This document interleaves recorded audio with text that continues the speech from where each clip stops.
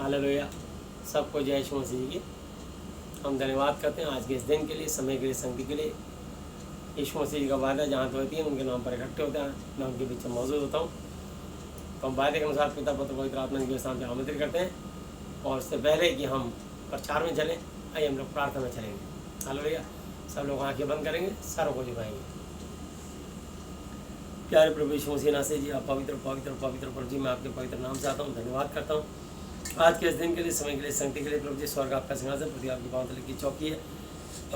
वायदे के अनुसार पिता पुत्र पवित्र आत्मा जी आपको यहाँ पर आमंत्रित करते हैं। परम आदरणीय पिता यहोवा जी, परम आदरणीय प्रभु यीशु मसीह नासरी जी, परम आदरणीय पवित्र आत्मा जी, इस महाति पवित्र शायद बाइबल के वचन के द्वारा आप हम से प्रत्येक से बातचीत करें। आज का वचन सुनने वाले पर अनुग्रह आशीष बन के उतरने पाए। जिसकी मानसिक चिंता उसे आजाद करना, जिसकी आर्थिक समस्या समाधान करना, जिसको शारीरिक बीमारी हो उसको चंगा स्वस्थ करके अपनी महिमा लेना।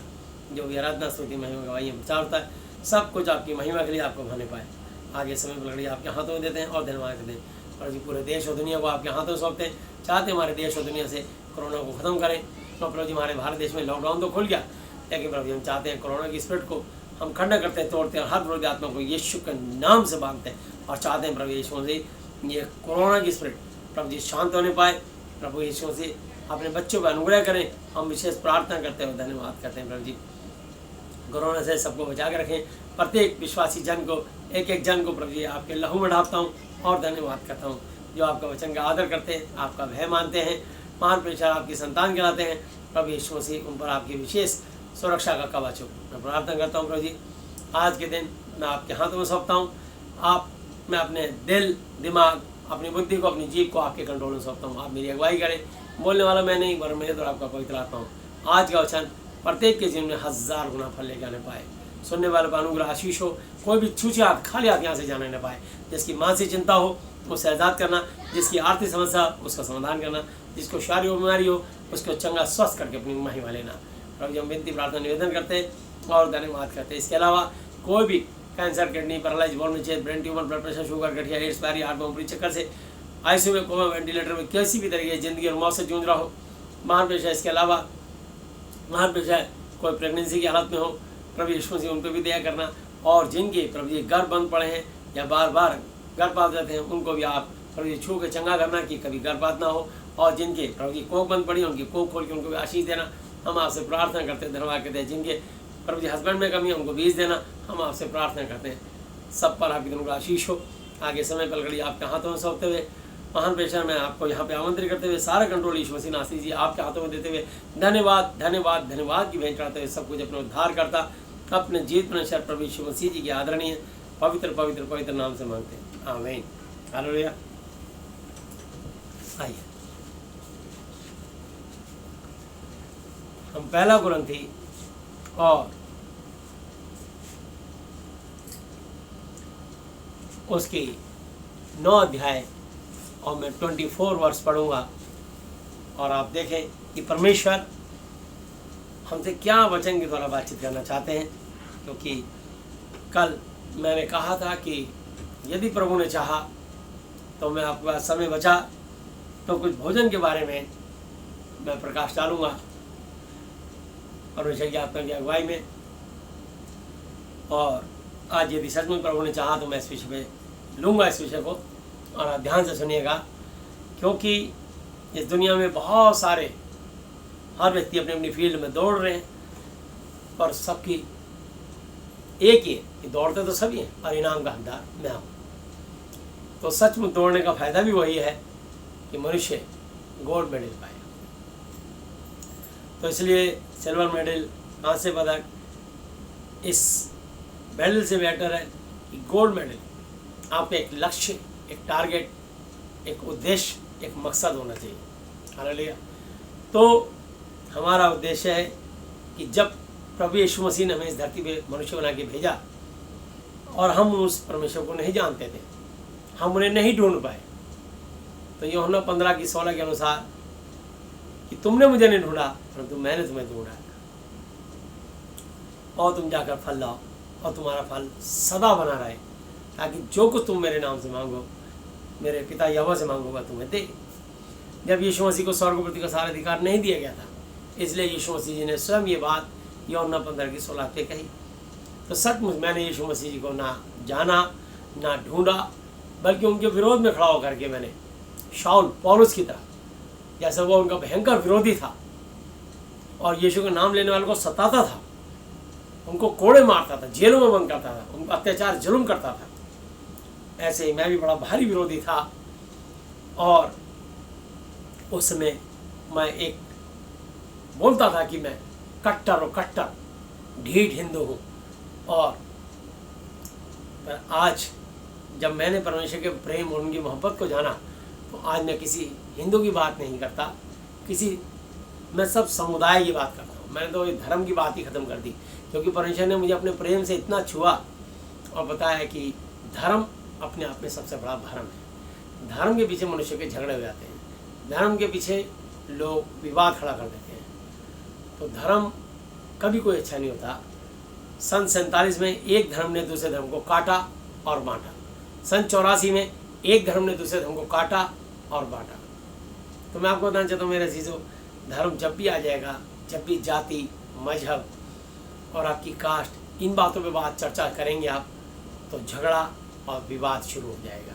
और बाइबल में ऐसा लिखा है कि शब्दों पे तर्क वितर्क मत करो, सड़े घाव की तरह फैल जाते हैं जिनसे कुछ लाभ नहीं होता, बल्कि सुनने वाले भी बिगड़ जाते हैं। बल्कि बाइबल में लिखा है कुलुस्सियों 4:6 पे कि तुम्हारा वचन तो परमेश्वर का ही है, पर जब जिस प्रचारक के द्वारा प्रचार होता है, तो तुम्हारा वचन सदा अनुग्रह दया सहित सलोना हो, मीठा हो, कि तुम्हें हर मनुष्य को उचित रीति से सही प्रकार से उत्तर देना आ जाए। तो इस दुनिया में बहुत सारे लोग संतुष्ट होते हैं, फिर भी कमी निकालने वाले कमी निकाल के खड़े जाते हैं। हम तो सिर्फ मनुष्य हैं, हम तो उनके छोटे से डाकिया, संदेशवाहक, मैसेंजर, सेवक, दास हैं, लेकिन वो तो परमेश्वर पवित्र पवित्र पवित्र अति पवित्र परमेश्वर है, जो अल्फा ओमेगा, आदि अंत और प्रथम और अंतिम है, जो निष्कलंक और निर्दोष और बिल्कुल पवित्र है। तो वो महाति पवित्र परमेश्वर को भी कैसे नहीं चूकते। उन्होंने यीशु मसीह के बारे में ही कहा कि ये तो दुष्ट आत्माओं की सहायता से दुष्ट आत्माओं को निकालता है। तो यीशु मसीह ने जवाब दिया, यदि दुष्ट आत्माएं दुष्ट आत्मा को, शैतान ही शैतान को निकालेगा, तो उसका राज्य क्यों कर बना रहेगा। तो मैं आपको बताना चाहता हूँ, कोई भी अपने राज्य को नहीं तोड़ता, कोई भी अपनी चीज़ को गलत नहीं कहता, लेकिन सच के सामने जाते ही हर झूठ लड़खड़ा के गिर जाता है। सच के सामने जाते ही हर झूठ परास्त हो जाता है। सच के जाते ही हर झूठ परेशान हो जाता है। वो परेशानी में, बौखलाहट में, वो अनाप शनाप बातें और एलिगेशन और उस पर इल्ज़ामात शुरू हो जाते हैं। इसी प्रकार यीशु मसीह पर भी बहुत तरह के, जब शैतान ने देखा कि मैं सब लोगों को बीमार करता हूँ, रोगी करता हूँ, तंग करता हूँ, परेशान करता हूँ, और यीशु मसीह आए और उन्होंने जितनों को शैतान ने बीमार किया, रोगी किया, यीशु मसीह ने आके उनको ठीक करना शुरू कर दिया।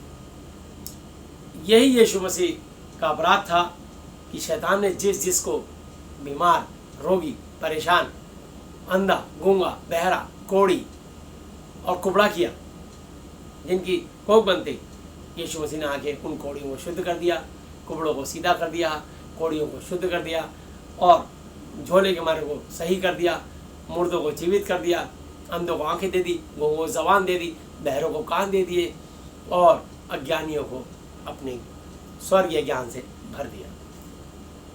बस यही बात के कारण शैतान यीशु मसीह का बैरी हो गया। और उस ज़माने में, जैसे आज हम के ज़माने में उम्र कैद या फांसी की सज़ा है, उस ज़माने में क्रूस की मौत हुआ करती थी। तो यीशु मसीह ने सच्चाई से यहाँ रहते हुए धरती पे बहुत आश्चर्य कर्म करे और इस बात का प्रमाण दिया कि देखो, परमेश्वर के लिए कोई काम कठिन नहीं है।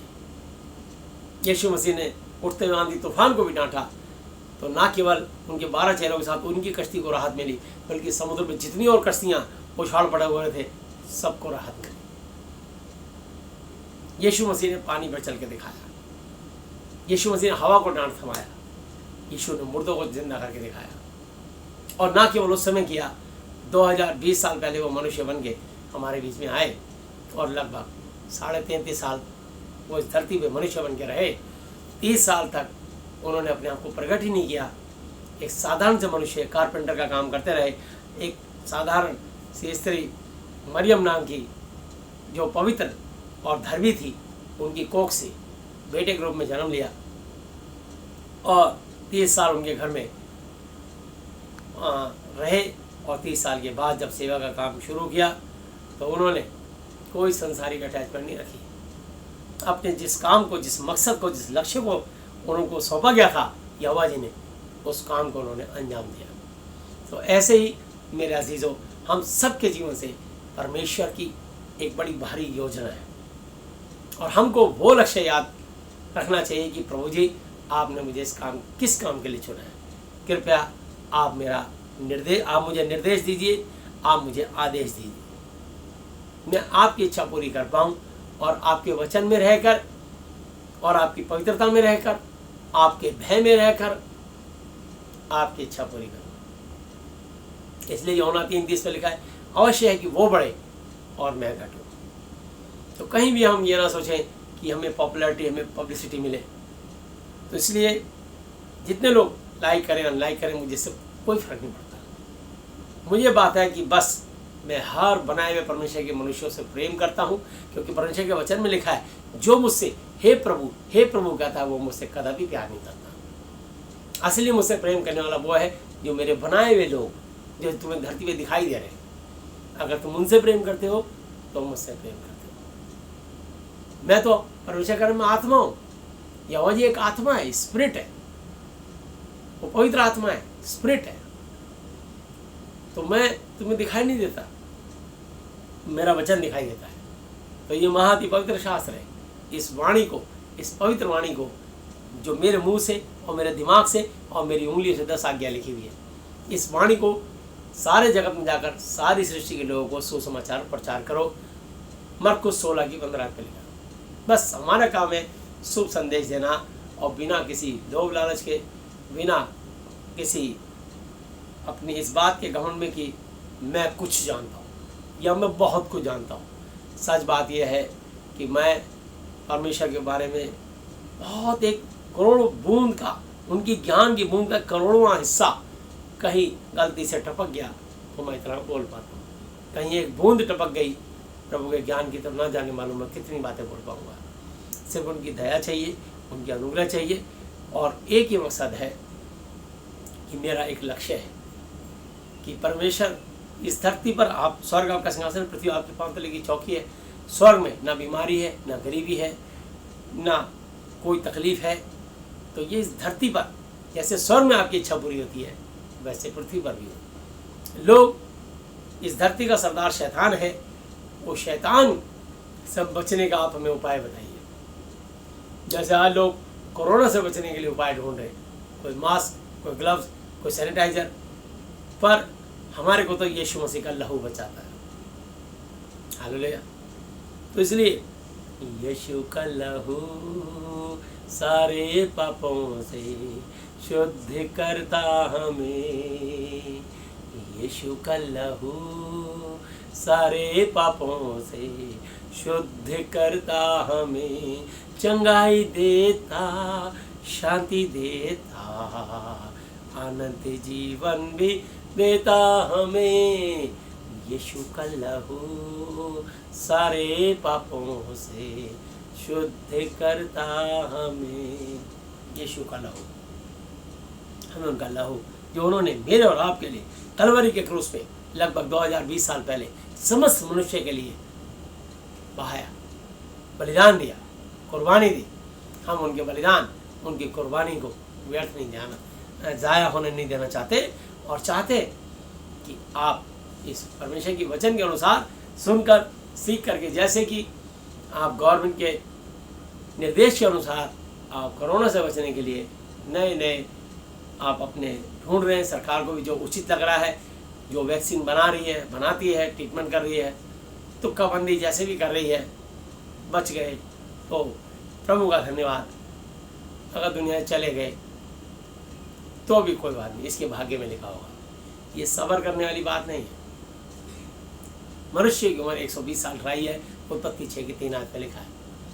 और आप सुरक्षित रह सकते हैं, ना केवल कोरोना से, कोरोना तो अभी पैदा हुआ है, उससे पहले इतनी सारी दुष्ट आत्माएं, कैंसर, किडनी खराब, पैरालाइज, गॉल में छेद, brain tumour, blood pressure, sugar, गठिया वाय, एड्स, जॉइंटिस, पथरी, बवासीर, ना जाने वालों कितने, heart attack, brain haemorrhage, brain tumour, coma में चले जाते लोग, बहुत तरह की स्पिरिट मनुष्यों को तंग करती रहती है। ये क्यों करती हैं? तो मैं आपको इसी बात पर रोशनी डालूंगा कि जब हम अपने जीवन में यीशु मसीह के वचन का आदर करके उनकी वाणी पर कान लगाएंगे और उनसे शिक्षा ग्रहण करके जो उस महाति पवित्र शास्त्र में उनका निर्देश है उसके अनुसार चलेंगे, तो हम, ना केवल मैं, ना केवल हमारा परिवार, बल्कि दुनिया के समस्त मनुष्य शैतान के प्रकोप से बचे रहेंगे।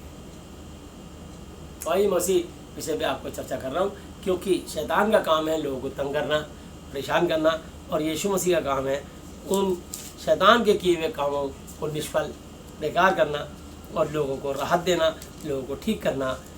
ये परमेश्वर का काम है। परमेश्वर का काम किसी का धर्म, मजहब, कास्ट, जाति परिवर्तन करना नहीं है, बल्कि वो सब मनुष्यों को एक समान दृष्टि से देखते हैं। और इसलिए महाति पवित्र शास्त्र हमें से कोई फर्क नहीं पड़ता कि चर्चिस खुले या ना खुले।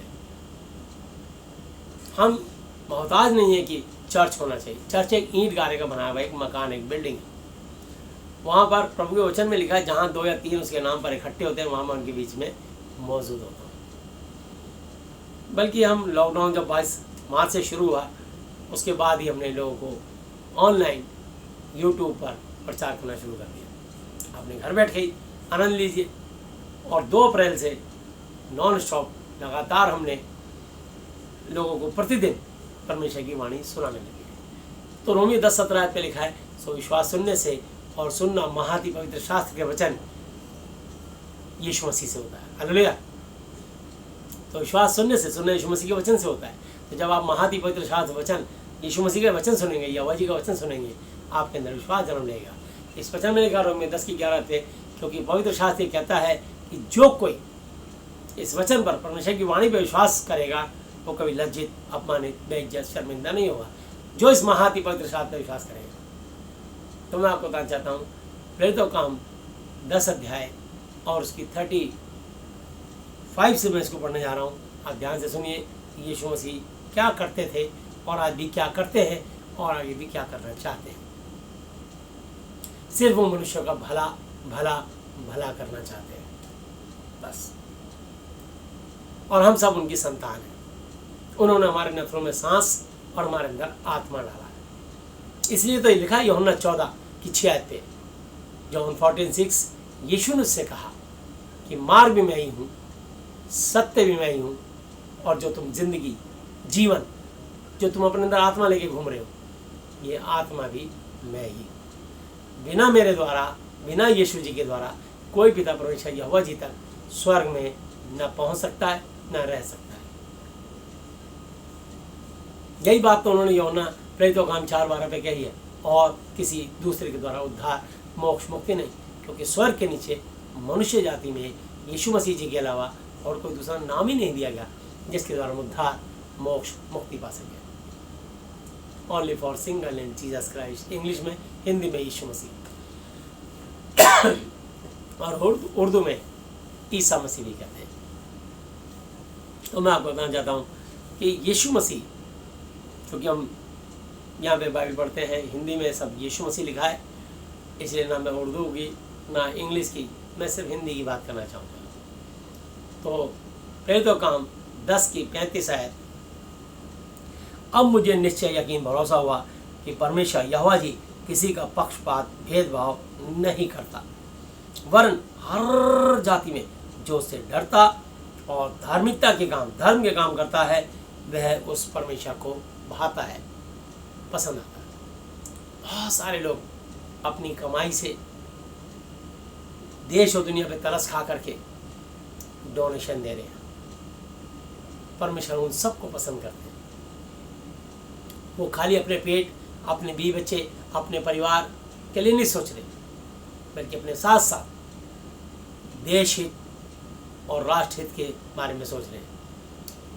नेताओं का तो फर्ज कर्तव्य है, क्योंकि वो सोशल वर्कर हैं, क्योंकि वो हमारे समाज के राष्ट्रपिता और जो है उपराष्ट्रपिता और प्रधानमंत्री, वजीर आजम है और मुख्यमंत्री स्टेटों के राजा हैं। उनका तो फर्ज कर्तव्य है, जितने भी MPs, MLAs और जितने भी जो समाज सेवा से जुड़े हुए लोग हैं, ये उनका कर्तव्य है, वो अपना कर्तव्य और फर्ज निभा रहे हैं। लेकिन जो लोग इन चीज़ से कोई मतलब नहीं है, लेकिन अपनी उन्होंने मेहनत से, व्यापार से, बिजनेस से जो भी धन अर्जित किया है, आज वो अपने उन मनुष्य के जन कल्याण के लिए अपनी उस नेक कमाई से गुप्त दान बो रहे हैं। अब चाहे वो गुप्त दान बो रहे हैं या खुल के प्रधानमंत्री के हाथकोश में दे रहे हैं, पर उनका मकसद एक ही है कि देश के लोग भूखे ना मरें। ये अच्छा दिल, ये अच्छा दिमाग सिर्फ जीवित हमेशा यीशु मसीह दे सकते हैं। तो इसलिए बस बाइबल की शिक्षा होती है कि जब तू दायां से दान कर तो बाएं हाथ को पता न लगे, ताकि तेरा दान गुप्त रहे और तेरा पिता जो स्वर से देखता है वो तुझे इसका प्रतिफल देगा। तो जो यहाँ पर अपनी पब्लिसिटी लेना चाहते हैं, वो अपनी अनाउंसमेंट करके फ़ोटो खिंचवाएंगे, तो वो परमेश्वर से उसका प्रतिफल नहीं पा सकते, क्योंकि उन्होंने यहीं पर ही वाहवाही लूट ली। पर जो लोग गुप्त रूप से अपना दान निकाल के दे रहे हैं, उनका दान महान है। जो अंदर करना है वो कह नहीं रहे, क्योंकि कहने वाला करता नहीं और करने वाला कहता नहीं। तो इसलिए वो चुपचाप जो करना है करे जा रहे हैं कि हमारा देश विकसित हो, आशीषित हो और हम सब एक दूसरे के अंग हैं और हमें एक दूसरे की सहायता करनी चाहिए। यही उनके अंदर सबसे बड़ा धर्म है, इंसानियत और मानवता। और यही आज मेरा धर्म है। ना मैं हिंदू, ना मैं सिख, ना मैं मुस्लिम, ना मैं ईसाई, ना बुद्धिस्ट, ना जैनी, ना पारसी। मेरा धर्म है इंसानियत और मानवता। और इस महाति पवित्र शास्त्र बाइबल परमेश्वर जीवित परमेश्वर की वाणी का मैं दीवाना हूँ। और जब मैं ये प्रचार करता हूँ, शिक्षा देता हूँ, ये जीवित परमेश्वर की वाणी जिसका किसी कोई धर्म से, मजहब से कोई ताल्लुक, सरोकार दूर दूर तक नहीं है। बस उसकी एक आवाज़ है, जो सुनना चाहे, जिसको पसंद आए उसको स्वीकार करे, जो नहीं आए तो कोई विवाद बहस ना करे। अब अपने जीवन में जहाँ हो वहीं मस्त रहिए, खुश रहिए। जब जीवन में विपत्ति आए, कुछ आपत्ति आए, कोई तकलीफ आए, तब आ जाना। यीशु मसीह का नाम आपको याद रखना है, क्योंकि सेवक तो अपने अपनी आयु जी के एक दिन चले जाएंगे 120 साल के अंदर में। और वो परमेश्वर जिसके लिए लिखा है इब्रानी 13 की 8 आयत है कि वो यीशु मसीह कल यहोवा के टाइम से और आज, अब वर्तमान में और आने वाले फ्यूचर तक, भविष्य काल तक, वो कल, आज और युवानी एक सा है। तो यहाँ लिखा है, अब मुझे यह निश्चय यकीन हुआ कि परमेश्वर किसी का पक्षपात नहीं करता। प्रेरितों का काम 10:35, प्रेरितों का काम 10 की 35 आयत। वरन हर जाति में जो से डरता और धर्म के काम करता वो उसे भाता है, जो वचन उसने इसराइलियों के बाद भेजा, जबकि उसने यीशु मसीह के द्वारा, ब्रैकेट में बात लिखी है, जो सबका प्रभु है। पर ये बात सब लोग जानते नहीं, इसलिए तो सब मानते नहीं यीशु मसीह।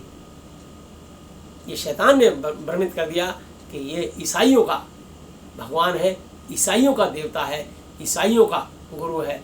ये बात शैतान ने भरमाई है, ये क्रिश्चियनों का परमेश्वर है, गलत। तो मैंने लिखा वो सबका प्रभु है और अपने सब नाम लेने वालों के लिए उद्धार है। वो सबको ही बराबर सर्दी, गर्मी, बरसात और ऑक्सीजन देता है और छोड़ता है। वही मुट्ठी खोलता है तो हमें ऑक्सीजन मिलती है, और जिस दिन वो मुट्ठी बंद कर लेगा हमारी सांस भी बंद हो जाएगी। तो हमको कोटि कोटि धन्यवाद देना चाहिए कि हम फ्री में उनसे सांस ले रहे हैं।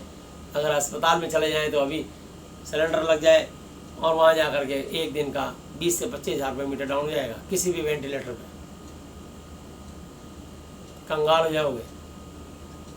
अच्छे करोड़पति सड़क पे आ जाएंगे, करोड़पति बन जाएंगे। जो फ्री में हमें श्वास दे रहे हैं, खाली इसको धन्यवाद देने में, हम तो आखिरी श्वास तक, आखिरी जान तक हम यीशु मसीह को धन्यवाद देने से कभी नहीं चूकेंगे, ना हटे ना हटेंगे।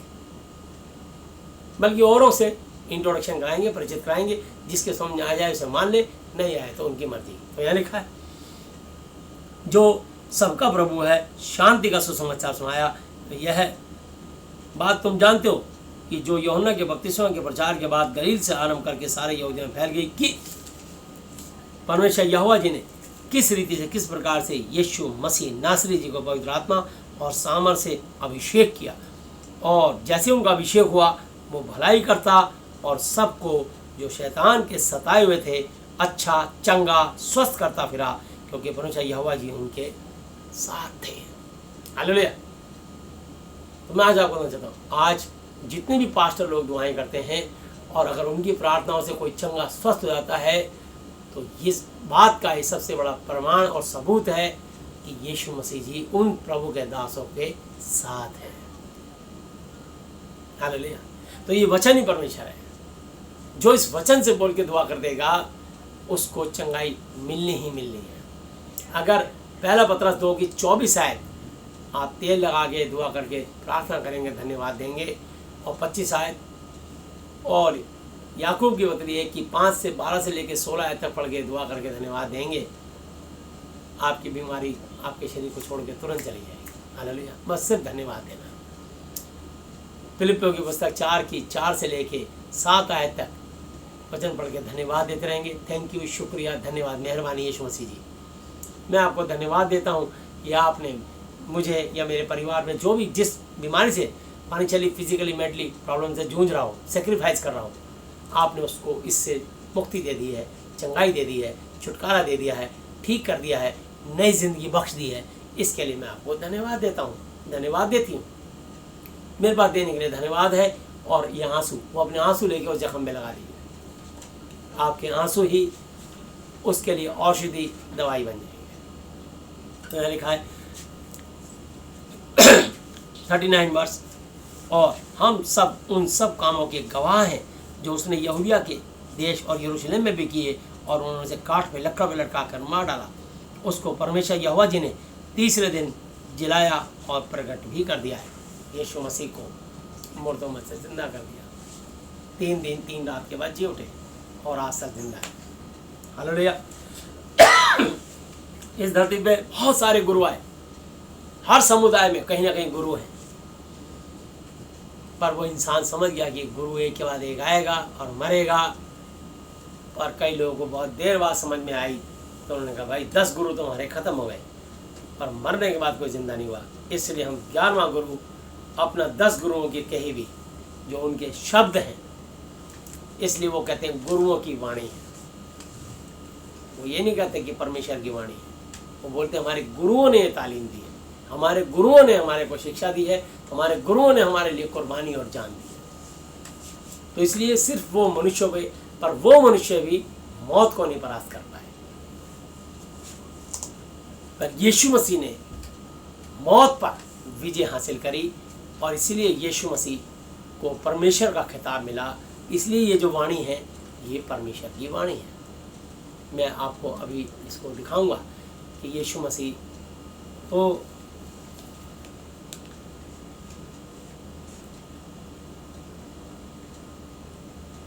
Verse acts 10 chapter 41। सब लोगों को नहीं वरन उन गवाहों को जिन्हें परमेश्वर ने पहले से चुन लिया था, अर्थात यानी हमको, जिन्होंने उसके मरे हुए से जी उठने के बाद उसके साथ खाया पिया। यीशु मसीह के 12 चेले कह रहे हैं हमको।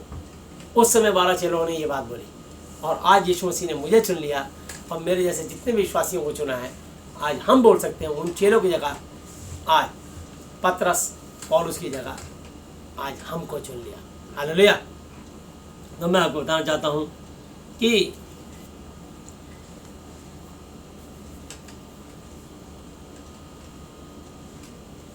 और उसने हमें आज्ञा दी, ये परमेश्वर ने हमें ऑर्डर दिया।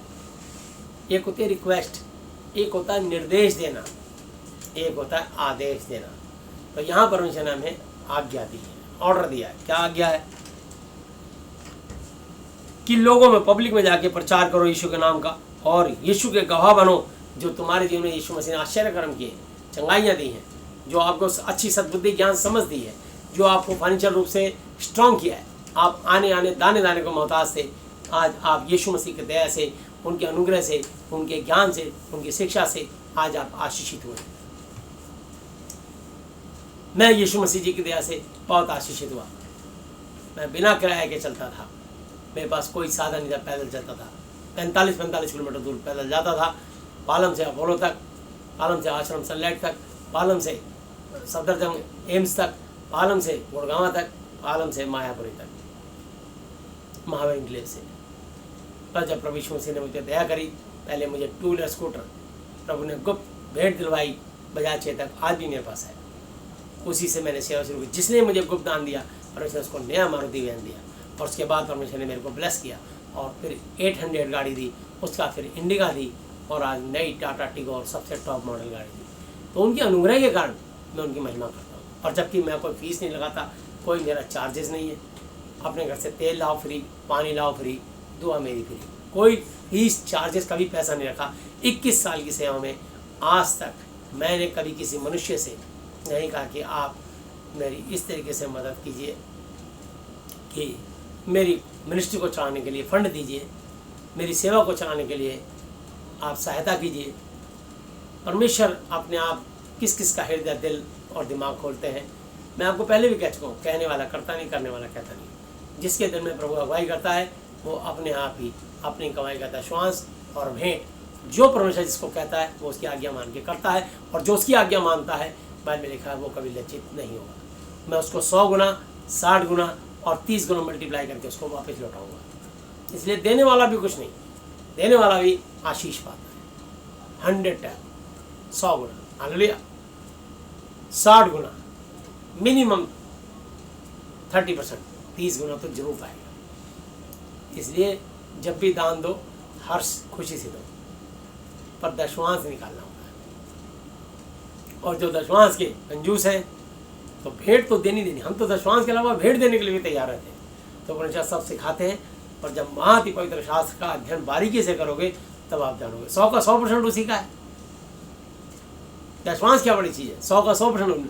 और पर काम नहीं होता, नौकरी नहीं होता। आप कितने लोगों को नौकरी से निकाला जा रहा है बताइए। आप दशवांश क्या, आप तो 1% भी नहीं दे सकते। अब तो आपको ये है कि कोई मुझे नौकरी दे दे, कोई बिजनेस दे दे, कोई कारोबार दे दे, ताकि मैं कुछ कर पाऊँ। अभी तो खुद अपना कटोरा फैला दिया मनुष्य ने। तो परमेश्वर सबके कटोरे में देता है। जिसने चोंच दिया है चुपगा वो सबको देता है, चाहे कोई उसे मानता है चाहे नहीं मानता, वो सबका ध्यान करता है। इस दुनिया में कितने मनुष्य हैं जो यीशु को नहीं मानते, और वो सब पर, वो धर्मी और अधर्मी सब पर मेह बरसाता है, सबको बड़ा ऑक्सीजन देता है, और सबको कोई ना कोई रोजी रोटी काम धंधा देता है, ताकि वो अपनी पत्नी, अपने बच्चों को, अपने परिवार का पालन पोषण कर सके। कोई ऐसा मनुष्य नहीं है जो कुछ ना करे, सबको परमेश्वर कुछ ना कुछ देता है। और जो उसकी आज्ञा माने तो कभी घटता ही नहीं, जो उसके वचन के अनुसार चलेगा वो तो ब्लेस ब्लेस ब्लेस होता चला जाए। मैंने लिखा है 42 वर्ष पे, और उसने हमें आज्ञा दी कि लोगों में प्रचार करो और गवाही दो कि ये वही है जिसे परमेश्वर यहोवा जी ने जीवितों, जिंदों और मरे हुए का न्यायी, जज, हाकिम ठहराया है। उसकी सब भविष्यवाणी करने वाले आवश्यकता गवाही देते हैं कि जो कोई उस पर विश्वास करेगा उसको उसके नाम के द्वारा पापों की क्षमा मिलेगी। यीशु के नाम के द्वारा पापों की क्षमा मिलेगी। मेरे पाप कौन क्षमा करेगा? मेरे पाप यीशु मसीह क्षमा करेंगे। हालेलुया। यीशु मसीह क्षमा कैसे करेंगे? यीशु मसीह मुर्दों में से जी उठे। वो अपने किसी सेवक के द्वारा, यूहन्ना 20 की जो है 22 और 23 आयत में लिखा है, यीशु मसीह जब आए अपने चेलों से मिला और उन पर कहा, उन पर पवित्र आत्मा फूंका और कहा पवित्र आत्मा लो। और 23 आयत में लिखा है, जिनके पाप तुम क्षमा करो उनके लिए क्षमा किए गए, और जिनके तुम रखो उनके लिए रखे गए। तो प्रभु यीशु मसीह के दासों को लोगों के पाप क्षमा करने का अधिकार दिया, लोगों को अधिकार दिया है। मरकुस 16 की 15 से लेकर 18 आयत तक कि यीशु ने उनके पास जाकर कहा कि तुम सारी सृष्टि के जाकर लोगों को सुसमाचार प्रचार करो, है ना। जो विश्वास करे और बपतिस्मा ले उसी का उद्धार होगा, परंतु जो विश्वास नहीं करेगा वह दोषी, गुनहगार ठहराया जाएगा परमेश्वर की दृष्टि में। और विश्वास करने वालों में ये चिन्ह होंगे कि वो मेरे नाम से, यीशु के नाम से दुष्ट आत्माएं निकालेंगे, नई नई भाषाएं बोलेंगे, अन्य भाषाएं बोलेंगे, सांपों को उठा लेंगे, यदि वो नाशक जहरीली वस्तु भी पी जाए तो भी उनकी कुछ हानि नहीं होगी। वे बीमारों पर हाथ रखेंगे और बीमार चंगे, स्वस्थ हो जाएंगे। वचन ये लिखा है कि मत्ती 24:35 आयत कि आकाश और पृथ्वी टल जाएंगे परंतु मेरा वचन कभी न टलेगा। तो जो परमेश्वर ने अपने वचन से कह दिया, इसलिए प्रभु के दास लोग, पास्टर लोग हाथ रखते हैं और कैसी भी दुष्ट आत्मा हो वो हिना के, गिड़गड़ा के, तड़फड़ा के निकल जाती है। और ये गंदी आत्माएं कब आती हैं, कहाँ रहती हैं, क्यों आती हैं, मैं इन बातों सारा तो खुलासा नहीं करूँगा, लेकिन संक्षेप में आपको थोड़ा सा जरूर इस बात को बताऊँगा ये दुष्ट आत्माएं कैसे घुसती हैं और आपको इसका सजग रहने का तरीका क्या है। हालेलुया। तो मैं आपको बताना चाहता हूँ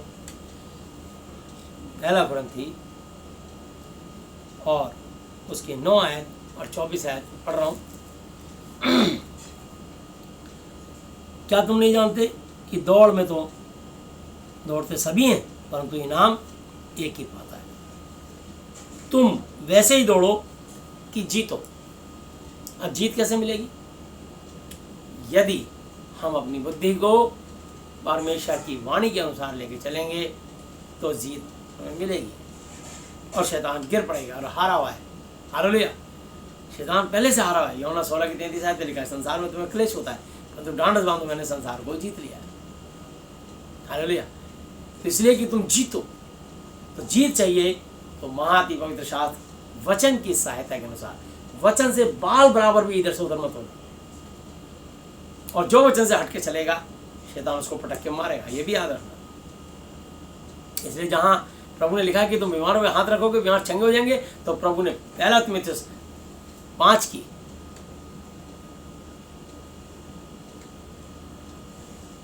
22 आयत पे लिखा है। मैं एक बार देखता हूँ 1 तीमुथियुस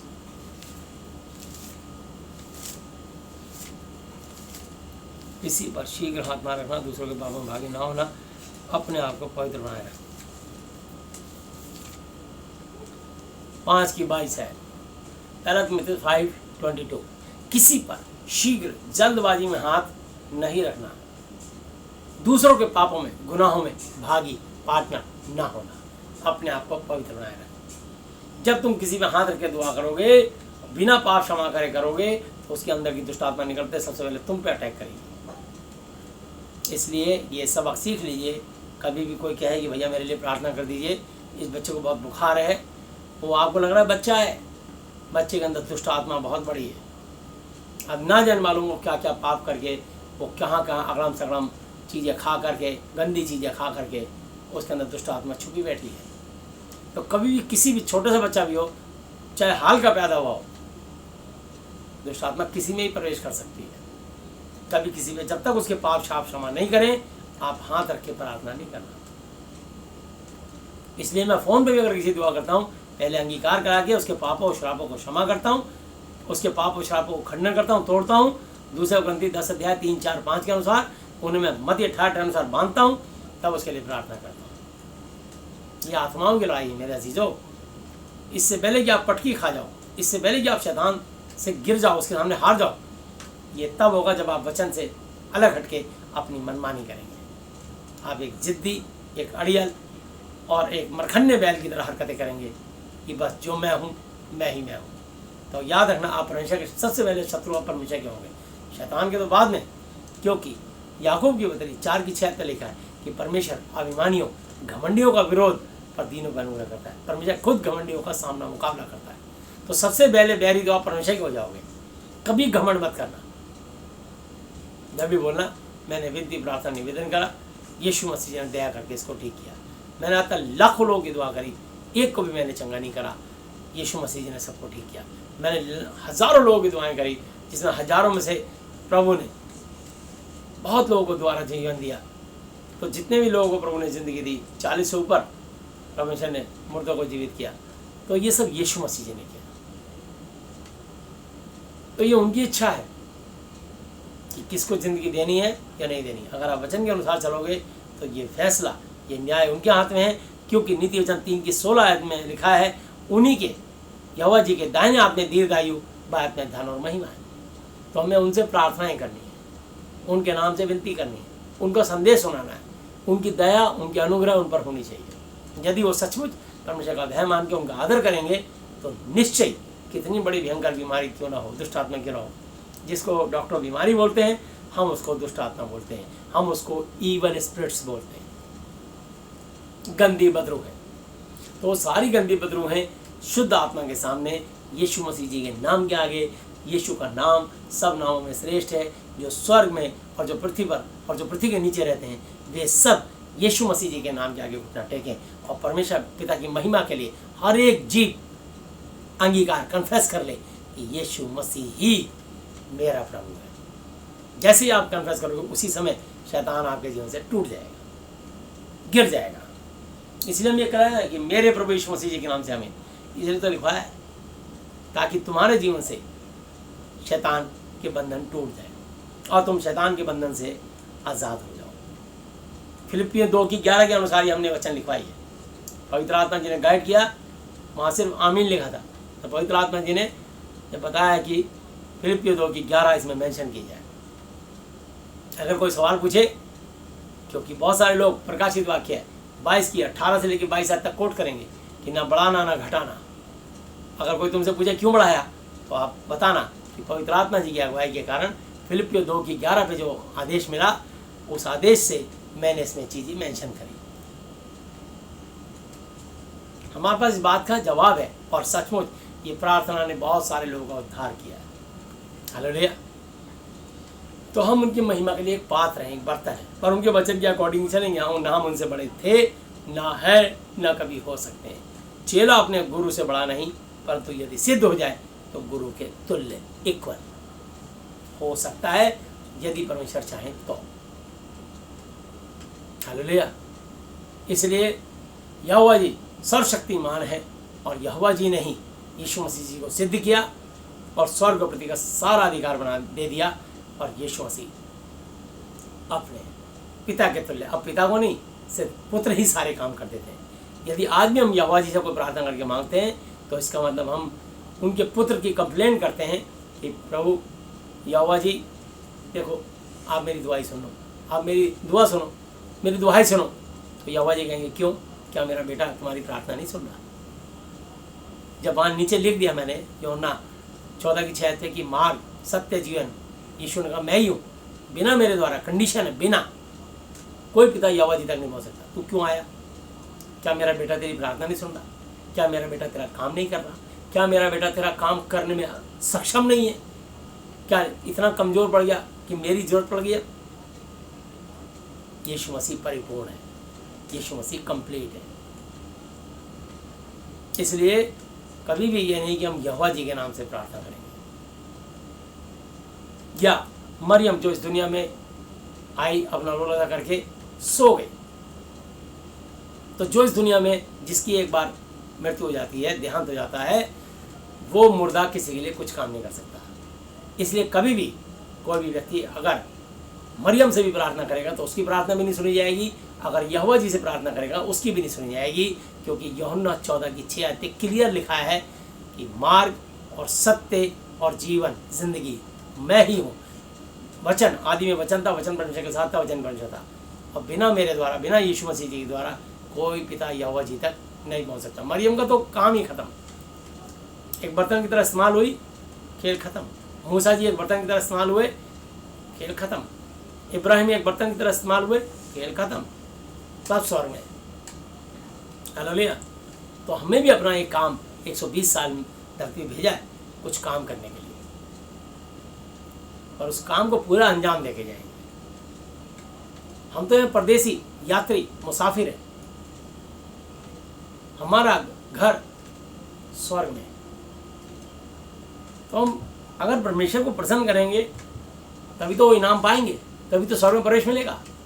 दौड़ते तो सभी हैं, परंतु इसलिए दौड़ता हूँ कि मैं इनाम का हकदार हूँ, कि तुम जीतो। कब जीतोगे? जब आप परमेश्वर की आज्ञा के अनुसार चलोगे, तभी तो जीत मिलेगी, अन्यथा कैसे जीत मिल जाएगी किसी भी मनुष्य को? हालेलुया। तो इसलिए तो यहाँ लिखा है, क्या तुम नहीं जानते कि दौड़ में तो दौड़ते सभी हैं, परंतु इनाम, गोल्ड मेडल एक ही लेके जाता है। वैसे ही तुम दौड़ो कि जीतो। क्या जीतो? Gold medal. इतना अच्छा काम करो यीशु मसीह के लिए कि प्रभु जी, जैसे अय्यूब की तारीफ हुई कि क्या तूने शैतान धरती में मेरे दास को देखा, उसके जितना भय मानने वाला कोई नहीं, जिसकी प्रशंसा स्वयं यहोवा जी ने करी धरती पर। सोचिए, शैतान से बड़े प्रशंसा करी, और हालांकि उसको उस प्रशंसा की कीमत चुकानी पड़ी। कोई बात नहीं, तो वो सिद्ध हुआ, और परमेश्वर ने उसकी उम्र 120 साल रही थी, और उसको सिद्ध करके परमेश्वर उसकी उम्र 140 साल करी, दीर्घायु से तृप्त किया। वो 4 पीढ़ियों को अपना देखा उसने, और दोबारा से परमेश्वर ने जितनी ब्लेसिंग दी उसकी आशीषों को डबल कर दिया। हालेलुया। तो मैं आपको बताना चाहता हूँ कि जीत हासिल तभी कर पाओगे जब आप वचन के अनुसार चल करके अपने जीवित परमेश्वर यहोवा जी को, यीशु मसीह जी को प्रसन्न करो। हालेलुया। तो यहाँ लिखा है, और हर एक पहलवान सब प्रकार का संयम करता है। हालेलुया। हर पहलवान मौके की ताक में रहता है कि कौन सा दाव मारूं कि मैं इसको हरा दूं, इसको चित, और मैं जीत जाऊं। तो चित पट का खेल है, जिसने पटक दिया, चित कर दिया, वो जीत गया। तो मैं आपको बताना चाहता हूं, संयम करता है। वे तो एक मुरझाने वाले मुकुट को पाने के लिए यह सब करते हैं, परंतु हम तो उस मुकुट के लिए करते हैं जो मुरझाने का नहीं। हालेलुया। तो वो अगर आज इस पहलवान का दाव लग गया तो उस पहलवान को वो गोल्ड बेल्ट मिल जाएगी, और अगले दिन दूसरे किसी पहलवान का दाव लग गया तो वो हार जाएगा, वो बेल्ट उसके बाद चली जाएगी। तो ये मुरझाने वाली बेल्ट है, इनकी डेट और नाम बदलते रहेंगे। ये इतने से इतने समय तक ये यहाँ के रुस्तम हिंद और जो है पूरे हिंदुस्तान के, और ये वर्ल्ड चैंपियन रहे, बस ये एक समय के लिए ना, कब से कब तक, एक अवधि तक। पर यदि आप यीशु मसीह के साथ रहेंगे तो आप अनंत काल तक अपने पिता के साथ स्वर्ग में वास करेंगे। तो हमारी जो मिरास है वो अनंत काल की है, हम स्वर्ग में अनंत काल तक अपने पिता के साथ रहेंगे, यदि यदि यदि हम उनके वचन के अनुसार, उनकी आज्ञाकारिता में रह करके, उनकी इच्छा पूरी करते हुए, उनके वचन के अकॉर्डिंग चल करके हम उनको प्रसन्न करेंगे। तब तो कंडीशन है ये, अपनी मनमानी करके नहीं। क्या लिखा है,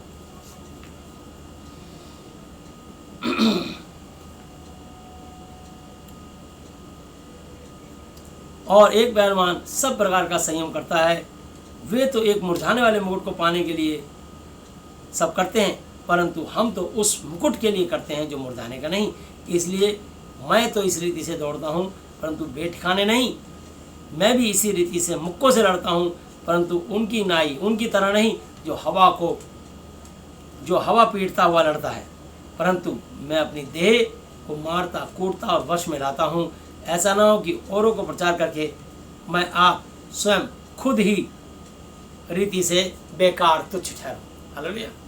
तो इसलिए पौलुस ने शादी नहीं करी, अविवाहित रहा और अपने आप को पवित्र रखने की कोशिश करी। उसके शरीर में कई बहुत हैंडसम, बड़ा खूबसूरत, बहुत जवान रहा होगा, क्योंकि वो प्रधान सेनापति था, जिसको चाहता था कोड़े मारता था, पकड़ने जेल। यीशु मसीह स्वयं से मिलने आ गए, यीशु का नाम लेने वालों को पूरी तरह से मारता था, और परमेश्वर ने उस पर ऐसी अनुग्रह करी कि उसके द्वारा कितनी सारी पत्रियां लिखी गई। हालेलुया। तो प्रेरितों में कमाल हो गया कि सबसे ज़्यादा सताने वाले, और प्रभु यीशु मसीह ने ऐसी अनुग्रह करी कि पौलुस ऐसा दीवाना हो के काम किया कि उसने अपनी दीवानगी और सारी बातें उसने 2 Corinthians 11 अध्याय पे लिखी है। हालेलुया। तो इसलिए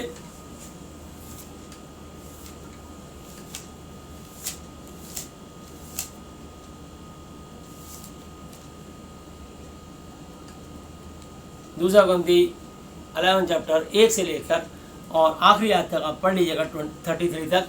उसने इतने कष्ट भोगे, लेकिन उसने जितनी भी सेवा करी, जब तक वो जीवित रहा, उसने आनंद, खुशी और हर्षोल्लास से बिना लालच की सेवा करी। उसने अपने लिए कुछ नहीं किया, तो हमेशा अपने परमेश्वर के लिए करता था। और वो हमारे लिए, जैसे यीशु मसीह बेमिसाल है और यीशु मसीह हमारे लिए एक मिसाल, आदर्श बने, ऐसे प्रभु के बहुत बड़े अभिषेक ये हमारे लिए एक मिसाल बने, जिन्होंने परमेश्वर यहोवा जी का और यीशु जी का भय माना। चाहे वो एलिया रहा हो, चाहे वो एलीशा रहा हो, चाहे वो शद्रक मेशक अबेदनगो रहा हो, चाहे वो दानियल रहा हो, चाहे वो योना नबी रहा हो, चाहे वो यशा रहा हो, चाहे वो यहेजकेल, यिर्मयाह, चाहे वो पतरस रहा हो, चाहे पौलुस रहा हो, चाहे मती मरकुस लूका रहा हो, जो भी रहा हो, सब हमारे लिए एक आदर्श रहे। हालेलुया। और यहूदा इस्करियोती भी हमारे लिए एक आदर्श रहा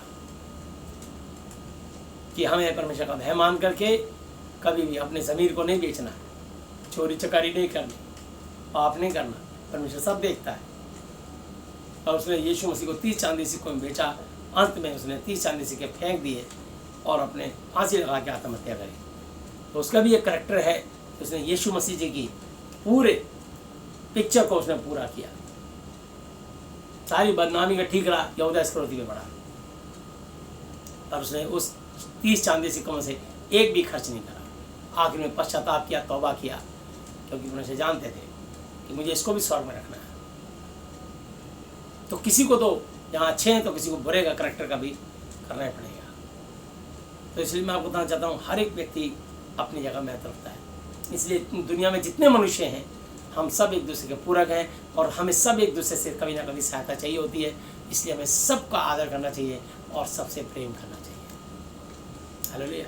यही इसलिए इसका नाम प्रेम संदेश है। महाति पवित्र शास्त्र, परमेश्वर, जीवित परमेश्वर यीशु मसीह जी का प्रेम संदेश, यही तो प्रेम है।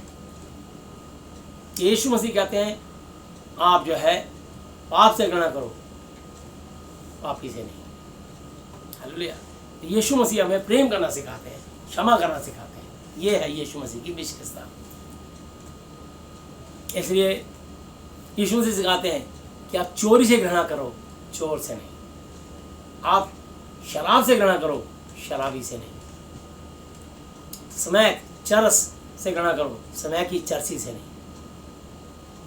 तो परमेश्वर सबको ये सिखाते हैं कि जिसको दुनिया धिक्कारती है, ठोकर मारती है, इसलिए आप बीमारी से घृणा करो, बीमार से नहीं। इसलिए उनकी सेवा करनी है, उनके लिए दुआ करनी है, उनको शिक्षा देनी है, उनको बताना है कि भाई तुम्हें ऐसे ऐसे काम करो जिससे तुम्हारी बीमारी चली जाएगी और तुम बिल्कुल स्वस्थ और चंगे हो जाओगे। तो आज मैं आपको थोड़ा सा उसी पे बता रहा हूँ कि आपको कैसे भोजन खाना चाहिए या नहीं खाना चाहिए। आइए भाई हम ले रहे हैं इसको 10 अध्याय 1 कुरिन्थी 10 चैप्टर और 1 आयत से पढ़ रहा हूँ। हे भाइयों, मैं नहीं चाहता कि तुम इस बात से अज्ञात रहो कि हमारे सब बाप दादे बादल के नीचे थे और सब के सब समुद्र के बीच से पार हो गए और सब ने बादल में और समुद्र में मूसा का बपतिस्मा लिया। हालेलुया। दोनों तरफ पानी खड़ा था, ऊपर बादल था। हालेलुया। तो वो उसमें से निकले, तो इसलिए उन्होंने वो पानी का बपतिस्मा, कोई पानी में डूबा नहीं, सिर्फ दोनों तरफ पानी था, पानी के बीच में से निकल गए और भी बपतिस्मा। ऊपर उनके सर के ऊपर बादल था जो दिन में उन पर छाया करता था और रात में ठंड में उनको आग का खंभा बन के और उनको रोशनी दिखाता था, उजाला। जैसे कि अब हमें रात में, हमने यहाँ लाइटें जला रखी हैं तो हमें ये रात में उजाला दे रही है। ऐसी परमेश्वर उनमें रात में दिन पैदा कर देता था। वही बादल रात को आग का खंभा और ठंड हो तो उनको गर्माहट देता था, जैसे कि आप रूम हीटर से चलाते हैं या गांव में आग जलाते हैं और आप बड़ा आनंद महसूस करते हैं सर्दियों में। यह लिखा है, और सबने एक ही आत्मिक भोजन किया, एक ही आत्मिक भोजन। हालेलुया। आत्मा से, आत्मा का भोजन क्या है? और सबने एक ही आत्मिक जल पिया, क्योंकि वे उस आत्मिक चट्टान से पीते थे जो उनके साथ साथ चलती थी, और वह चट्टान यीशु मसीह था। हालेलुया। वो चट्टान कोई और नहीं थी, वो चट्टान यीशु मसीह जी थे। हालेलुया। वो चट्टान यहोवा जी थे। और उस समय यीशु मसीह साइलेंट थे, उनका नाम प्रकट नहीं हुआ था, पर वो यीशु ही यहोवा है, यहोवा ही यीशु हैं। यूहन्ना 1:10 आयत में लिखा गया, जगत में था और जगत उसके द्वारा उत्तम पैदा हुआ, परंतु जगत ने उसे नहीं पहचाना। यानी यहोवा जी पुत्र के रूप में यीशु मसीह बन करके हमारे बीच में पैदा हो गए और लोगों ने उन्हें पहचाना तक नहीं।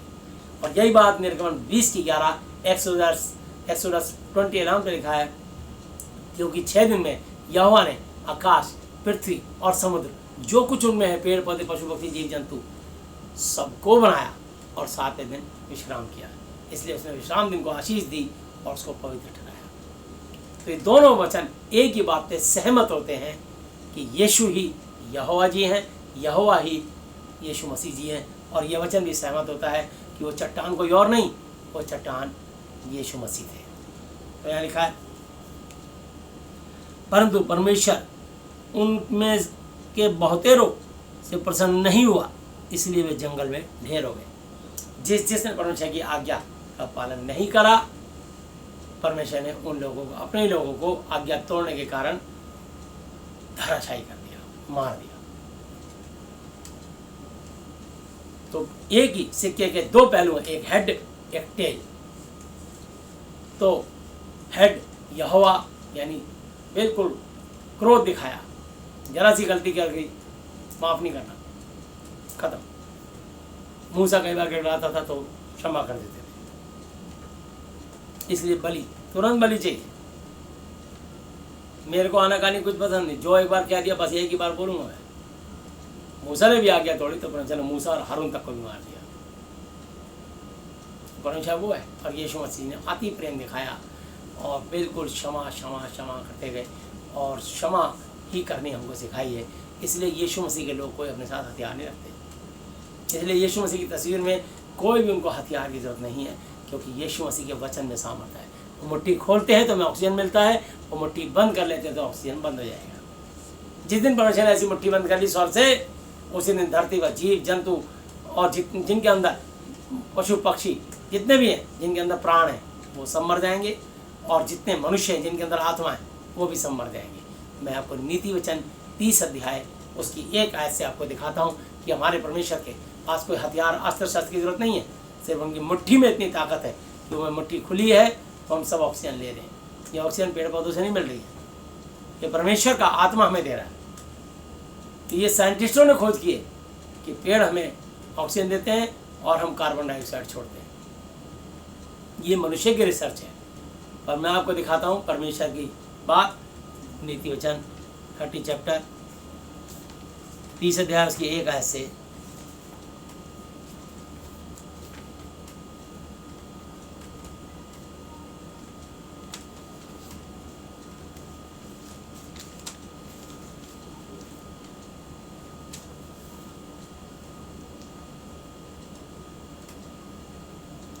याके के पुत्र आगूर के प्रभावशाली वचन।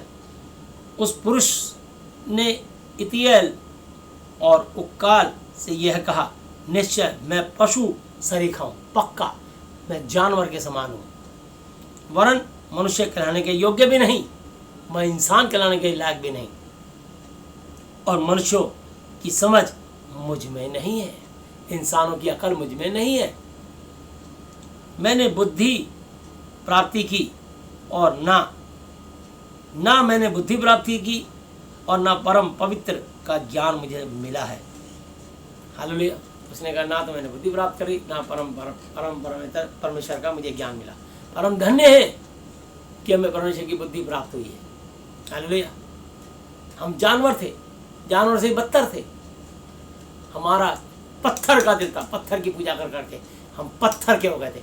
हमारा हृदय पत्थर का था। परमेश्वर ने अपने ज्ञान, अपने प्रेम से भर के आज मांस का हृदय बनाया। इसमें तरस है, इसमें दया है। और ये प्रभु यीशु मसीह ने याकूब की बताई 2:13 पे लिखा है, जिसने दया नहीं करी उसका न्याय बिना दया के किया जाएगा। दया न्याय पर जयवंत होती है। यदि तेरा भाई भूखा हो तो उसे खाना खिला, यदि प्यासा हो तो उसे पानी पिला। हालेलुया। और भूखा हो तो मत कहना, हाँ भाई ये जाके जवाब है ना, तो आप उसको भूखे को भोजन दीजिए। हालेलुया। और नंगे का तन ढकिए। जब उसके भूख तृप्त होगी तो वो तुम्हें दुआ देगा। उसके तन से सर्दी, ये मत कहना यीशु के नाम में तृप्त रहो, ऐसे मत कहना, बल्कि उसको भोजन देना। तब वो उसके अंदर भोजन मिलेगा तो उसके में बल और ताकत आएगी। अगर वो नंगा तो ये मत कहना यीशु के नाम से गर्म रहो, उसका गर्म कपड़े दोगे तब उसके अंदर गर्माहट आएगी, और ठंड से टुटराहट खत्म होगी, तो तुम्हें दुआ देगा। हालेलुया। तो यहाँ परमेश्वर शिक्षा देते हैं। तो यहाँ लिखा है, कौन स्वर्ग में चढ़कर फिर उतर आया है, किसने वायु को अपनी मुट्ठी में बटोर रखा है? कोई है ऐसा धर्मगुरु? एक मुझे बता दो इस पूरी सौर मंडल में, धरती नहीं पूरे सौर मंडल में कोई किसी को पता हो जो कि स्वर्ग में गया हो और स्वर्ग से लौट के आया हो। पर एक है जो स्वर्ग से उतरा, यहोवा जी का इकलौता बेटा यीशु मसीह स्वर्ग से उतरा। और यहाँ लिखा यूहन्ना 1:18 वह जगत में था, जगत उसके द्वारा उत्पन्न हुआ, परंतु जगत में से नहीं पहचाना। हालेलुया। ये बात यूहन्ना 1:10 पे लिखी है। और मैं आपको बताना चाहता हूँ यूहन्ना 1:10 पे लिखा वह जगत में था, जगत उसके द्वारा उत्पन्न पैदा हुआ, परंतु जगत ने उसे नहीं पहचाना। और ये बात यूहन्ना 1:18 पे लिखा है कि परमेश्वर को किसी ने कभी नहीं देखा, इकलौता पुत्र जो पिता यहोवा जी की गोद में उसी ने उसे प्रकट किया। तो यीशु मसीह ने आकर के अपने पिता को प्रकट किया, उनके कार्य को प्रकट किया, उनकी सच्चाई को प्रकट किया, उनकी पवित्रता को प्रकट किया, उनकी सामर्थ्य को प्रकट किया। और न केवल तब प्रकट किया, लगभग 2020 साल पहले, आज भी प्रकट करते हैं और आगे भी करते रहेंगे। इसलिए हम यीशु मसीह को मानते हैं। तो यहाँ लिखा है और स्वर्ग में चढ़कर फिर उतर आया है, किसने वायु को अपनी मुट्ठी में बटोर रखा है, किसने महासागर को अपने वस्त्र में बांध लिया है। मतलब कौन है जिसने अपनी मुट्ठी में हवा को रोक रखा है? परमेश्वर मुट्ठी खोलता है तो हमको ऑक्सीजन मिलती है, हवा चलती है। हालेलुया। तो इसलिए मैं आपको बताना चाहता हूँ पेड़ पौधों को ये जो हमको दे पा रहे हैं ऑक्सीजन, आपको लग रहा है कि ये ऑक्सीजन दे रहे, ये साइंटिस्टों ने कहा है, परमेश्वर ने नहीं कहा। तो मैं आपको बताना चाहता हूँ तो परमेश्वर ने बनाया है कि हम कार्बन डाइऑक्साइड छोड़ेंगे और ऑक्सीजन पेड़ पौधे के द्वारा मिलेगा। हम एक दूसरे के पूरक हैं। पर क्या पेड़ पौधे क्या हो कार्बन डाइऑक्साइड से जिंदा रहते हैं? अगर कार्बन डाइऑक्साइड से जिंदा रहते हैं फिर सारे मनुष्य इनका खड़े होकर अपनी सांस ही फूकते रहेंगे। तो पानी क्यों डालते हैं, खाद क्यों डालते हैं? ये तो कार्बन डाइऑक्साइड से जिंदा रहेंगे, कार्बन डाइऑक्साइड से नहीं। ठीक है, कार्बन डाइऑक्साइड उनकी खुराक हो सकती है, ये साइंटिस्टों का मानना होगा। लेकिन मैंने जो महाति पवित्र शास्त्र का अध्ययन किया तब मैंने जाना कि परमेश्वर ही इनको जीवन देते हैं। इनको भी सांस वहीं से मिलती है, पंछियों को भी और जानवरों को भी और मनुष्यों को भी। तो यहाँ लिखा है किसने वायु को अपनी मुट्ठी में बटोर रखा है, किसने महासागर को अपने वस्त्र में बांध लिया है, किसने पृथ्वी के सीमानों को ठहराया है, उसका नाम क्या है और उसके पुत्र उसके बेटे का नाम क्या है, यदि तू जानता हो तो बता। जब हमने महाति पवित्र शास्त्र का अध्ययन किया तब जाना कि उस परमेश्वर का नाम यहोवा है और उनके पुत्र का नाम यीशु मसीह नासरी जी है, तब पता लगाइए। हालेलुया। तो उन्होंने ही कहा है कि समुद्र इससे आगे तो नहीं जाएगा। इसलिए आप देखिए बॉम्बे, कलकत्ता, मद्रास, जहाँ भी उड़ीसा, कहीं पर भी आप देखें जहाँ भी समुद्र है, गोवा है, तो वहाँ समुद्र जब तक आगे नहीं जाएंगे जब तक उनको आदेश नहीं होगा। उसकी लहरें तभी आगे जाएंगी, सुनामी तभी आगे जाएगी जब परमेश्वर की आज्ञा होगी कि जाओ समुद्र, मैं तुम्हें आज्ञा दे रहा हूँ, आगे तक लहरें बढ़ जाओ। तब लोगों के मकानों में पानी घुसता, लोग भगदड़ मचती है। समुद्र में कितना ही पानी समा जाता है, सारा पानी समुद्र में एडजस्ट हो जाता है। देखिए ये परमेश्वर का करिश्मा है। तो समुद्र को भी तब समुद्र आगे बढ़ेगा जब परमेश्वर की आज्ञा होगी। और जब मनुष्य पाप करेगा, परमेश्वर की आज्ञा को रौंद देगा, कुचलेगा, गंदे काम करेगा, तो परमेश्वर सुनामी को आगे देंगे, जाओ थोड़ा सा इनको सही करके आओ। जैसे कि अगर कोई स्वामी अपने यहाँ कुत्ता पालता है और वो सिर्फ उसको जब भी पालता है, टॉमी प्लीज़ कम, कुछ काटता तो उसके पास आता, दो मिलाता है, और जैसे ही बोलता हुश तो एकदम जाकर उसे टांग पकड़ लेता। वो आदेश का पालन करता है। ऐसे शैतान भी जब तक स्वर से ऑर्डर नहीं होगा एक कदम आगे नहीं बढ़ सकता। यहाँ तक कि अय्यूब की ज़िंदगी में भी शैतान ने इतने तूफान लाया, लेकिन वहाँ से स्वर से परमिशन लेकर के आया था, तब उसने जा कर के। जितने सारे झुग्गी झोपड़ी वाले बैठे हैं, कितने कितने साल से बैठ रहते हैं, इनकी कोई झुग्गियों को ये नहीं हिला पाता, क्योंकि जब सरकार से परमिशन मिलती है तब इनकी झुग्गी झोपड़ी तोड़ी जाती है, वरना है कि एक इनकी ईंट एक इंच भी नहीं ला सकता कोई। तो सरकार का आदेश हो जाए तो बुलडोजर चलेगा, सब साफ हो जाएंगे, जितना उनकी चीख पुकार करते रहो। तो ऐसे स्वर से जब मनुष्यों के ऐसे ऑर्डर चलते हैं तो वो चीज़ साफ हो जाती है। सरकार अभी इस फ्लाईओवर इतने बड़े सरकारी मकान ही तोड़ने पड़ गए, तोड़ दिए सरकार ने। तो सरकार है, जब ये सरकार तो सरकार है तो परमेश्वर है। सरकार सिर्फ अपनी सीमा तक काम करती है, परमेश्वर सौरमंडल पे शासन करता है। हालेलुया। तो इसलिए ये कोरोना कुछ नहीं है। लोग कोरोना से डर रहे हैं और रोज न्यूज सुन रहे हैं। मैं तो न्यूज ही नहीं सुनता, क्योंकि कोई अच्छी खबर नहीं आएगी। आज कोरोना के लोग इतने बढ़ गए, इतना ही हो गया। अरे तुम पाप क्यों नहीं करना छोड़ रहे? परमेश्वर से क्यों नहीं डर रहे? कोरोना से डर रहे हैं, परमेश्वर से नहीं डर रहे। कोई बात, परमेश्वर कह रहा तुम भी अपनी टेक्नोलॉजी लड़ा लो, जितने मर्जी सैनिटाइजर, मास्क, साबुन से हाथ धोते रहो। फिर भी इतने सारे क्यों मर गए? इस धरती पे लाखों लोग क्यों मर गए? क्या उन्होंने सैनिटाइजर, मास्क और ग्लव्स यूज नहीं किए थे? तब लोगों ने आकलन किया था कि 26 का टेम्परेचर होगा तो इस अपने आप कोरोना मर जाएगा। अब तो 46 तक का टेम्परेचर हो गया तब भी नहीं मरा। तो किसको झूठा ठहराओगे? सरकार को, लोग भविष्यवाणियों को, साइंटिस्टों को? सब तो झूठ बोल रहे हैं। जब तक परमेश्वर यीशु मसीह की दया नहीं होगी तब तक किसी पे सुरक्षा का बड़ा नहीं हुआ। यीशु का लहू हमें बचाता है और वो हमें सुरक्षित करता है। यीशु का नाम जो सब नामों में श्रेष्ठ है, जो स्वर्ग में, जो पृथ्वी पर, जो पृथ्वी के नीचे रहते हैं, वे सब यीशु मसीह के नाम पर घुटना टेकें और परमेश्वर पिता की महिमा के लिए हर एक जीव अंगीकार कर ले कि यीशु मसीह ही प्रभु है। उनकी आज्ञा का पालन करना पड़ेगा, उनकी आवाज पे कान धरना पड़ेगा। तो यहाँ लिखा है, किसने पृथ्वी के सीमानों को ठहराया है, उसकी बाउंड्री को, कि ना तो तुझसे आगे ज़्यादा बढ़ेगी और ना घटेगी। इसलिए धरती को गोल बना के छोड़ दिया, हवा में लटका के छोड़ दिया। ना केवल धरती को, परमेश्वर करिश्मा देखो, मंगल ग्रह, बृहस्पति ग्रह, चंद्रमा ग्रह, सूर्य ग्रह, 9 के 9 ग्रह चक्कर काट रहे हैं सूर्य के, और ना जाने मालूम कितने उल्का पिंड, कितने सब कुछ है, इतने बड़े बड़े तारे हैं जो पृथ्वी से कई लाख मील बड़े हैं। उस परमेश्वर तक तुम कैसे पहुंचोगे? वो परमेश्वर हम पे पहुंचा है इस वचन के द्वारा। ये परमेश्वर की वाणी है, उसको क्रोध मत दिलाओ, उसके साथ संधि कर लो, तुरंत उसके आगे घुटने टेक के माफी मांग लो।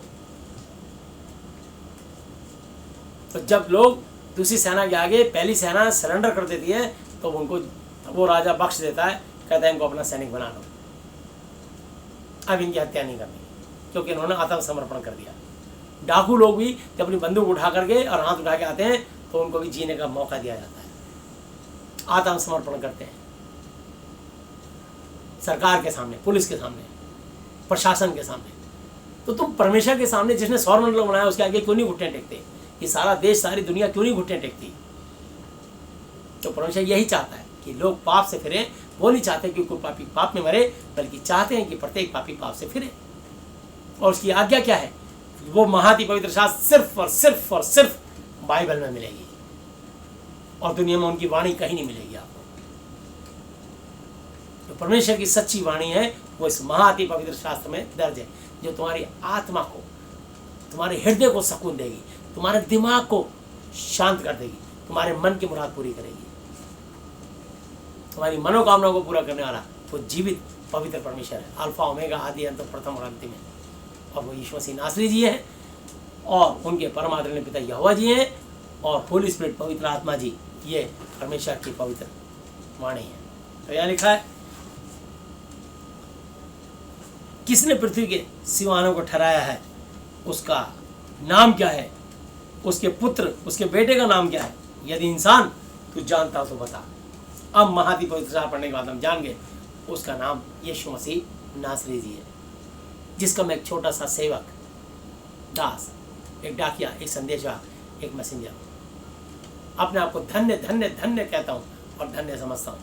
आखिरी सांस तक यीशु मसीह मेरे पिता गुरु परमेश्वर थे, हैं और रहेंगे, जब से मेरी आंखें खुली है 35 साल के बाद से। हालेलुया। तो इसलिए मैं बता रहा हूँ, परमेश्वर का एक एक वचन ताया हुआ है, जैसे सुनार फूकनी मार मार के सोने को गला के तपाता है और उस पर डिजाइन देता है, नक्काशी देता है, ऐसे परमेश्वर का बाइबल का एक वचन तपाया हुआ है। वह अपने शरण में आने वाले शरणागतों की ढाल ठहरा है।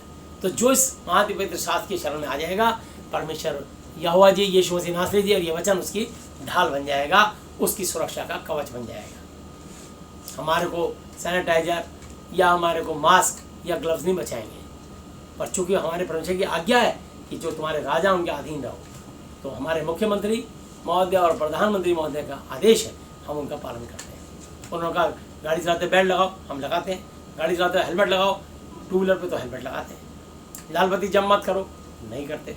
यदि करते हैं तो फाइन हमें भी लगता है, क्योंकि हम यहाँ पर शरीर में यहाँ के राजाओं के अधीन हैं और हम उनका आदर करते हैं और परमेश्वर ने उनको वो आसन दिए हैं, इसलिए हम उनके लिए नित्य डेली प्रतिदिन प्रार्थनाएं करते हैं, उनकी ज़िंदगी के लिए, उनकी सद्बुद्धि के लिए, उनकी चंगाई के लिए, उनकी भलाई के लिए और उनके परिवार और उनके अपने देश के निवासियों के लिए, क्योंकि सब परमेश्वर की बनाई हुई रचना है।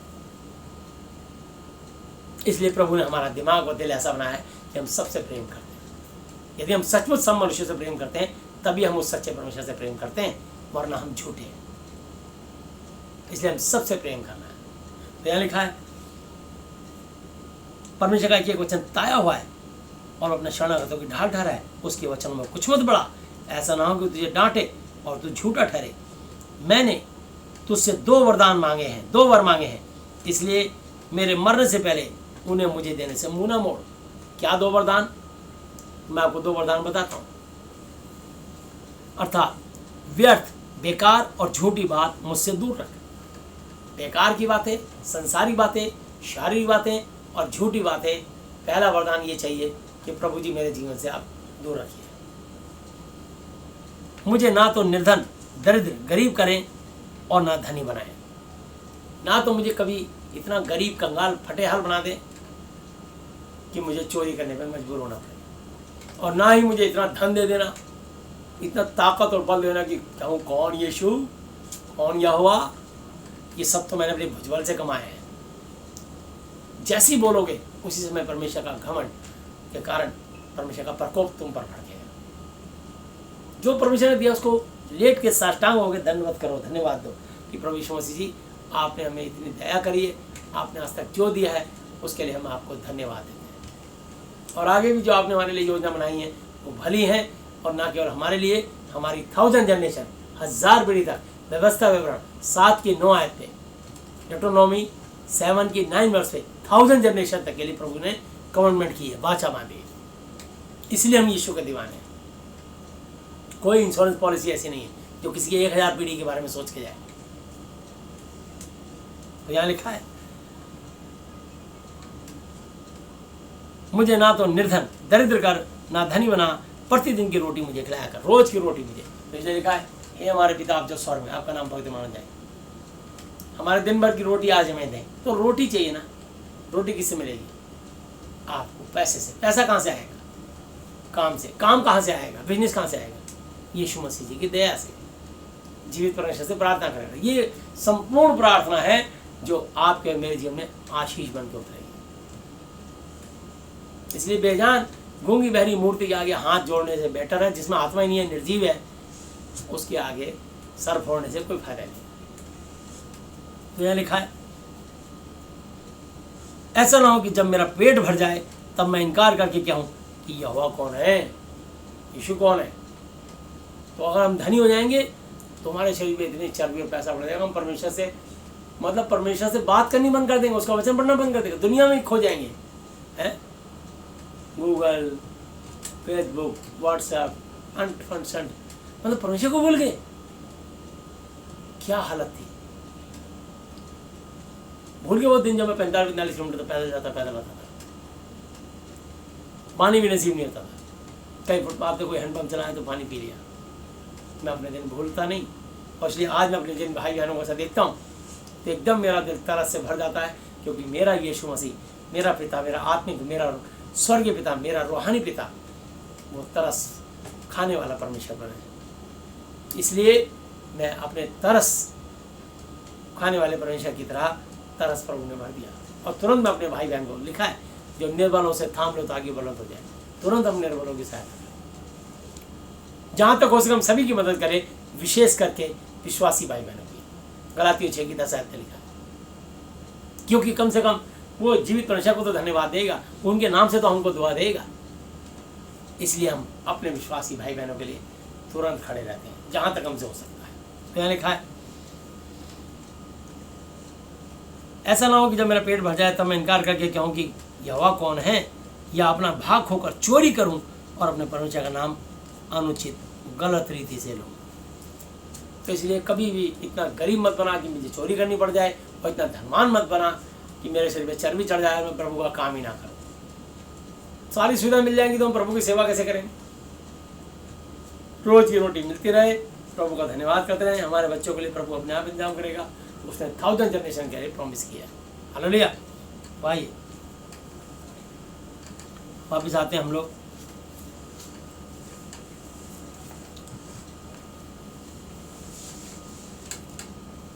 पहला कुरिन्थी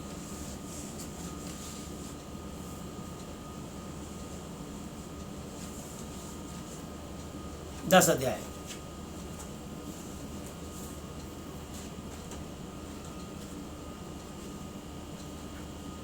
पांच आयत द्वारा पढ़ रहा हूँ। परंतु परमेश्वर ने, क्योंकि परमेश्वर उनमें से बहुतेरों से प्रसन्न खुश नहीं हुआ, इसलिए कि वे जंगल में ढेर हो गए, मर गए। तो अगर परमेश्वर आपसे खुश नहीं होगा तो याद रखिए, अगर आप यहाँ पे बच भी जाएंगे तो आपको नरक में जाना पड़ेगा। मेरी और आपकी शरीर मर सकता है, आत्मा कभी नहीं मरेगी। तो हमारी आत्मा तभी मरेगी जब हम परमेश्वर की आज्ञाओं को रौंद देंगे, कुचलेंगे, अनादर करेंगे, विरोध करेंगे, बहिष्कार करेंगे, परमेश्वर की आत्मा को, उनकी शिक्षा को तुच्छ, बेकार जानेंगे, अयोग्य जानेंगे। तब हमारी दुर्दशा ऐसी होगी। तो इसलिए परमेश्वर के वचन में लिखा, यूहन्ना 10:10 पे, चोर केवल चोरी करने, घात करने और नष्ट करने के लिए आता है, परंतु मैं इसलिए आया हूं तुम्हारे जीवन में कि वे जीवन पाए, धरती पे आनंद का जीवन पाए और स्वर्ग में बहुतायत का, अनंत काल का जीवन पाए। इसलिए तो हम महादीप पवित्र शास्त्र बाइबल का अध्ययन करते हैं और वही शिक्षा तो लोगों को बांटते हैं, ताकि तुमको यहाँ से लेके स्वर्ग तक तुम्हारे को आशीषें मिलती रहे। तो लिखा है, ये बातें हमारे लिए दृष्टांत ठहरी कि जैसे उन्होंने लालच किया, वैसे हम बुरी वस्तुओं के लालच ना करें। तो इसलिए जंगल में मर गए, क्योंकि उसमें से बहुत सारे लोभी लालची थे। तो बाइबल में लिखा है कुलसियों 3 की 5 और 6 आयत पे कि जितने लालच करते हैं सब मूर्ति पूजा के बराबर है। कभी लालच मत करना, सिर्फ परमेश्वर की आज्ञा मानना, कभी किसी का हक मत मारना। चोरी हीरे की करो या खीरे की, चोरी 1 पैसे करो या 1 लाख की, चोरी तो चोरी है। झूठ इतना सा बोलो या इतना बोलो या इतना बोलो, झूठ गुनाह है। कोई झूठ नहीं बोलना किसी के लिए। याकूब की पत्री 5 की 12 पे लिखा है, मेरे भाइयों, सबसे श्रेष्ठ बात यह है कि शपथ न खाना, न तो स्वर्ग की, न पृथ्वी की, न किसी वस्तु की, पर तुम्हारी बातचीत हाँ की हाँ और ना की ना हो, ताकि तुम और मैं दंड के योग्य न ठहरो। दंड का मतलब नरक। झूठ मत बोलना। तो परमेश्वर में शुद्ध करना चाहते हैं, वो हमें क्रिश्चियन ईसाई नहीं बनाना चाहते। यूहन्ना 1 फिलिप्पियों 2 की 5 आयत में लिखा है, जैसा यीशु मसीह का स्वभाव था वैसा ही तुम्हारा भी स्वभाव हो। इफिसियों 5 की 1 आयत में लिखा है, हे मेरे प्रिय बालकों, तुम परमेश्वर के सदृश, परमेश्वर के समान बनो। और पहला पत्रस 1 की 15-16 आयत में लिखा है, जैसा तुम्हारा बुलाने वाला यीशु मसीह बुलाने वाला पवित्र है, यहोवा बुलाने वाला पवित्र है, वैसे ही तुम भी सारे चाल चलन में पवित्र बनो।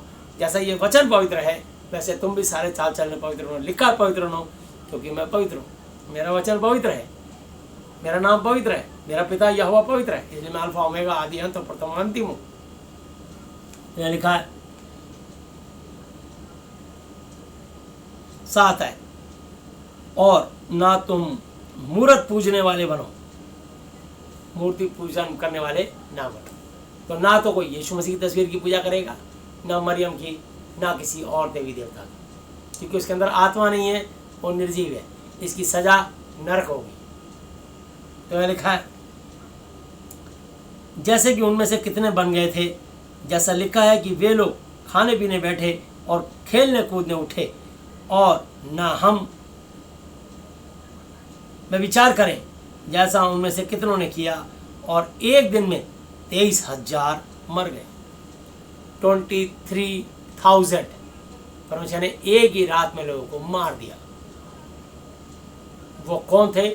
मूर्ति पूजा करने वाले, और अपनी पत्नी को छोड़ के किसी और स्त्री के साथ व्यभिचार करने वाले, और स्त्रियां अपने पति को छोड़ के किसी और पुरुष के साथ व्यभिचार करने वाली। तो अब से पहले अगर जीवन में किसी पाप हो तो आज माफ़ी मांग लो, और परमेश्वर बोलो, प्रभु आज के बाद मैं पाप नहीं करूँगा, नहीं करूँगी, आज मैं पश्चाताप करता हूँ, करती हूँ। ये आपको मौका मिल रहा है कि आप, गोल्डन चांस है कि आप अपने जीवन में प्रभु से पश्चाताप करें कि आज के बाद किसी पर भी कुदृष्टि ना डालें। अगर तूने किसी स्त्री पर कुदृष्टि डाली तो हम समझ ले तूने उसके साथ में विचार कर लिया। शरीर का दिया तेरी आँख है, तेरी आँख उजली हो तो तेरा पूरा शरीर भी उजियाला हुआ। तो परमेश्वर हमें अंश अंश करके बदलते हैं। जब हम महति पवित्र शास्त्र की शिक्षा को ग्रहण स्वीकार करते हैं तो परमेश्वर हमें अंश अंश करके पवित्र पवित्र पवित्र करते चले जाते हैं, और यही पवित्रता हमें स्वर्ग में पहुँचाएगी। हालेलुया। क्योंकि हमारा महायाजक जीवित है, मुर्दों में से जी उठा है। हालेलुया।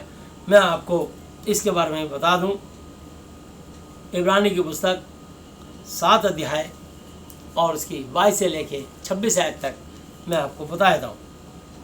सो यीशु एक उत्तम वाचा, perfect commandment, perfect promise, hallelujah, उत्तम बेहतरीन वायदा का जामिन ठहरा, एग्जाम्पल, नमूना और उदाहरण ठहरा। हालेलुया। तो जामिन का मतलब होता है उदाहरण, हालेलुया, एग्जाम्पल। तो यीशु मसीह एक उत्तम परफेक्ट वाचा का जामिन, एग्जाम्पल ठहरा। यूं तो बहुत से याजक बनते आए, इसका कारण यह था कि मृत्यु, मौत उन्हें रहने नहीं देती थी, पर यह युगानुयुग रहता है। इसी कारण उसका याजक पद, गुरु का पद अटल परमानेंट है। इसीलिए जो उसके द्वारा परमेश्वर यहोवा जी के पास आते हैं वह उनका पूरा पूरा उद्धार कर सकता है, क्योंकि वह उनके लिए विनती करने को सर्वदा जीवित है। तो परमेश्वर हमारा उद्धार हमें मिलेगा यीशु को, जब हम अपने होशुआ से बोलेंगे यीशु मसीह आज से आप मेरे पिता, गुरु, परमेश्वर हो, मैं आपका बेटा, बेटी, चेला, चेली और विश्वासी हूँ। ये अंगीकार करेंगे, और ये अंगीकार आखिरी मरते दम तक, मत्ती 24 की 13 आयत पर, जो अंत तक धीरे धीरे रहेगा उसी का उद्धार होगा। अगर बीच में अपना कमिटमेंट छोड़ देगा तो उसको, या यीशु को मान के छोड़ देगी अपना काम निकलवा के, तो उसकी आत्मा जिस दिन भी उसकी डेथ होगी वो आत्मा नरक में जाएगी। इसलिए मैं आपको बताना चाहता हूँ कि परमेश्वर आपको बताना चाहता है, और नरक तो बाद में जाएगी, उससे पहले ही मत्ती 12 अध्याय 43, 44, 45, जब अशुद्ध आत्मा मनुष्य में से निकल जाती है तब सूखी झाड़ियों विश्राम ढूंढती फिरती है, पर पाती नहीं, तब उस घर के चक्कर काटती है, तब उसे आकर सूना झाड़ा बुहारा सजा पाती है, तब उसको आकर अपने उसमें बैठ कर जबरदस्ती ठुस कर उसमें वास करती है। उसको आगे सूना झाड़ा बुहारा सजा सुसज्जित पाती है। जैसे दिसंबर पेंट हो जाता है तो घर के सारे मकड़ी के जाले और सब चीज़ें टूट जाती हैं और घर स्वच्छ और चमकदार हो जाता है वाइट वॉश होने के बाद। ऐसी दुष्ट आत्माएं, जब आप यीशु मसीह के पास जाओगे तो तुम्हारे शरीर से सारी बीमारियां, सारी गरीबियां, सारी टेंशनें सब निकल के भाग जाएंगी।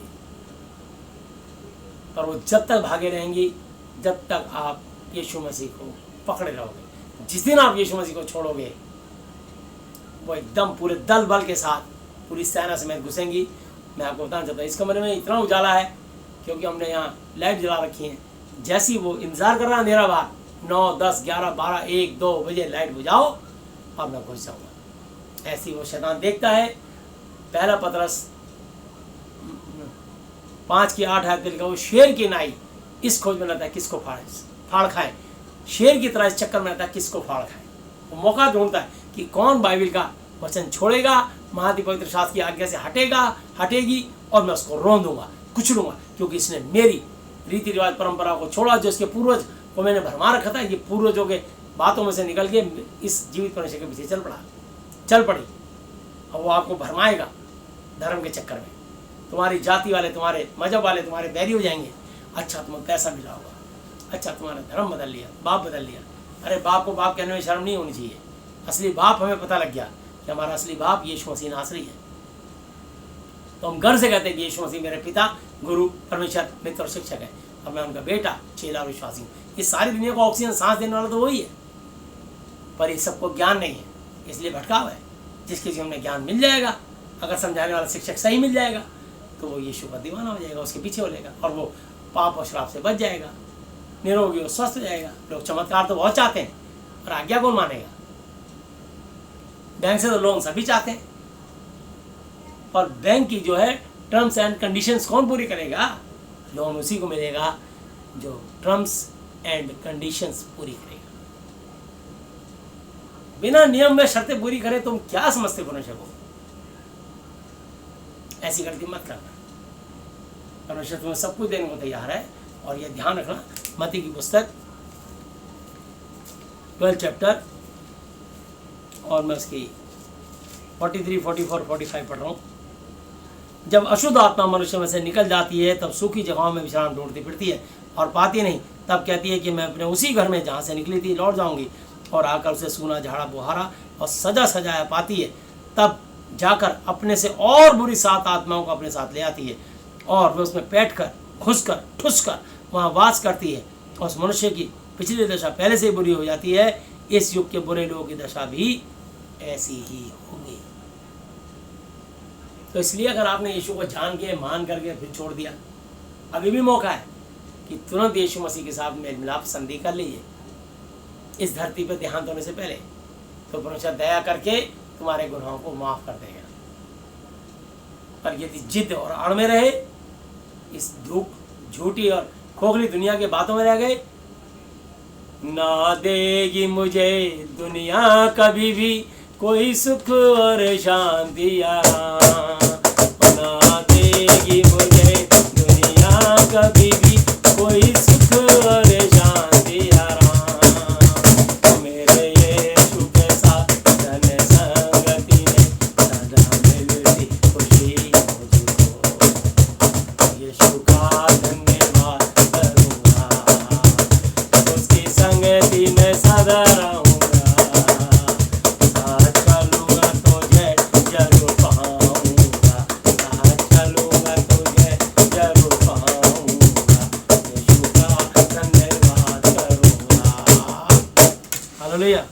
तो यदि आप उसके साथ रहोगे तो परमेश्वर आपको आशीष देंगे। हालेलुया।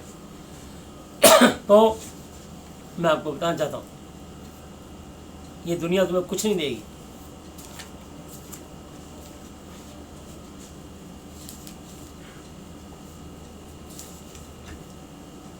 तब वह जाकर अपने से और बुरी 7 आत्माओं को अपने साथ ले आती है, उसमें पैठ कर ठुस कर वहाँ वास करती है।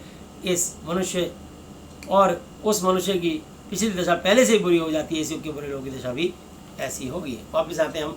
हालेलुया। और पहला कुरिन्थी 10 अध्याय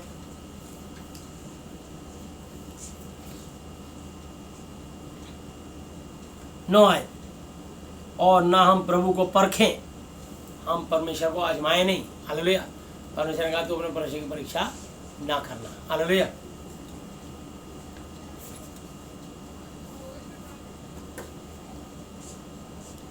जैसा उनमें से कितनों ने किया और सांपों के द्वारा नाश किए गए, और ना तुम कुड़कुड़ाओ जिस रीति से उनमें से कितने कुड़कुड़ाए और नाश करने वाले के द्वारा नाश किए गए। तो इसलिए उनका सफ़र 11 दिन का सफ़र था। हालेलुया। सेईर पहाड़ का मार्ग कादेश बरने तक 11 दिन का सफ़र था। बस 40 साल में क्यों बदल गया? क्योंकि वो अपने अपने तंबू में कुड़कुड़ाते थे, परमेश्वर के प्रति बकझक करते थे। परमेश्वर के दास मूसा और हारून के प्रति बकझक करते थे। इसलिए परमेश्वर जो मूसा की बुराई करता था वहीं उसको भस्म कर देता था। क्या यहोवा मूसा की सुनेगा? हमारी नहीं सुनेगा? नहीं सुनेगा। इसलिए परमेश्वर अपने दास को एक अलग महत्व देता है। आप जाके देखिए किसी डिपार्टमेंट में हर व्यक्ति अपने स्टाफ की बात सुनता, दूसरे की नहीं सुनता। कभी आपका चालान कट जाए, आप जाके कोर्ट में जाइए, आप कितनी मर्जी दुहाई दे दिए कि मैंने नलबत्ती जंप नहीं करी, कि पुलिस वाले ने मेरा गलत चालान बनाया, वो कहेगी हमारा नुमाइंदा है, ये आई विटनेस है जो इसने कहा ये सही है, हम इसकी बात मानेंगे, तुम्हारी नहीं मानेंगे। चालान की मात्रा और बढ़ जाएगी, कीमत बढ़ जाएगी, और वो अपने पुलिस वालों को कभी झूठा करार नहीं देंगे, चाहे गलती हो गई हो, अनजाने में उससे चूक हो गई हो। इसलिए हर व्यक्ति अपने ही डिपार्टमेंट के लिए उसके फेवर में रहेगा, परंतु परमेश्वर सिर्फ सच के साथ रहता है। वो किसी पक्षपात नहीं करता। जो सच्चाई से जिंदगी जिएगा परमेश्वर उस पर दया तरस खाएगा और रहम करेगा, उसको ब्लेसिंग देगा, आशीष देगा। तो इस महादि पवित्र शास्त्र के अनुसार चल के देखो आप। तो वचन में लिखा है, और ना हम प्रभु को परखें जैसा कि कितनों ने किया और सांपों के द्वारा नाश किए गए, और ना तुम कुड़कुड़ाओ जिस रीति से उनमें से कितने कुड़कुड़ाए और नाश करने वाले के द्वारा नाश किए गए।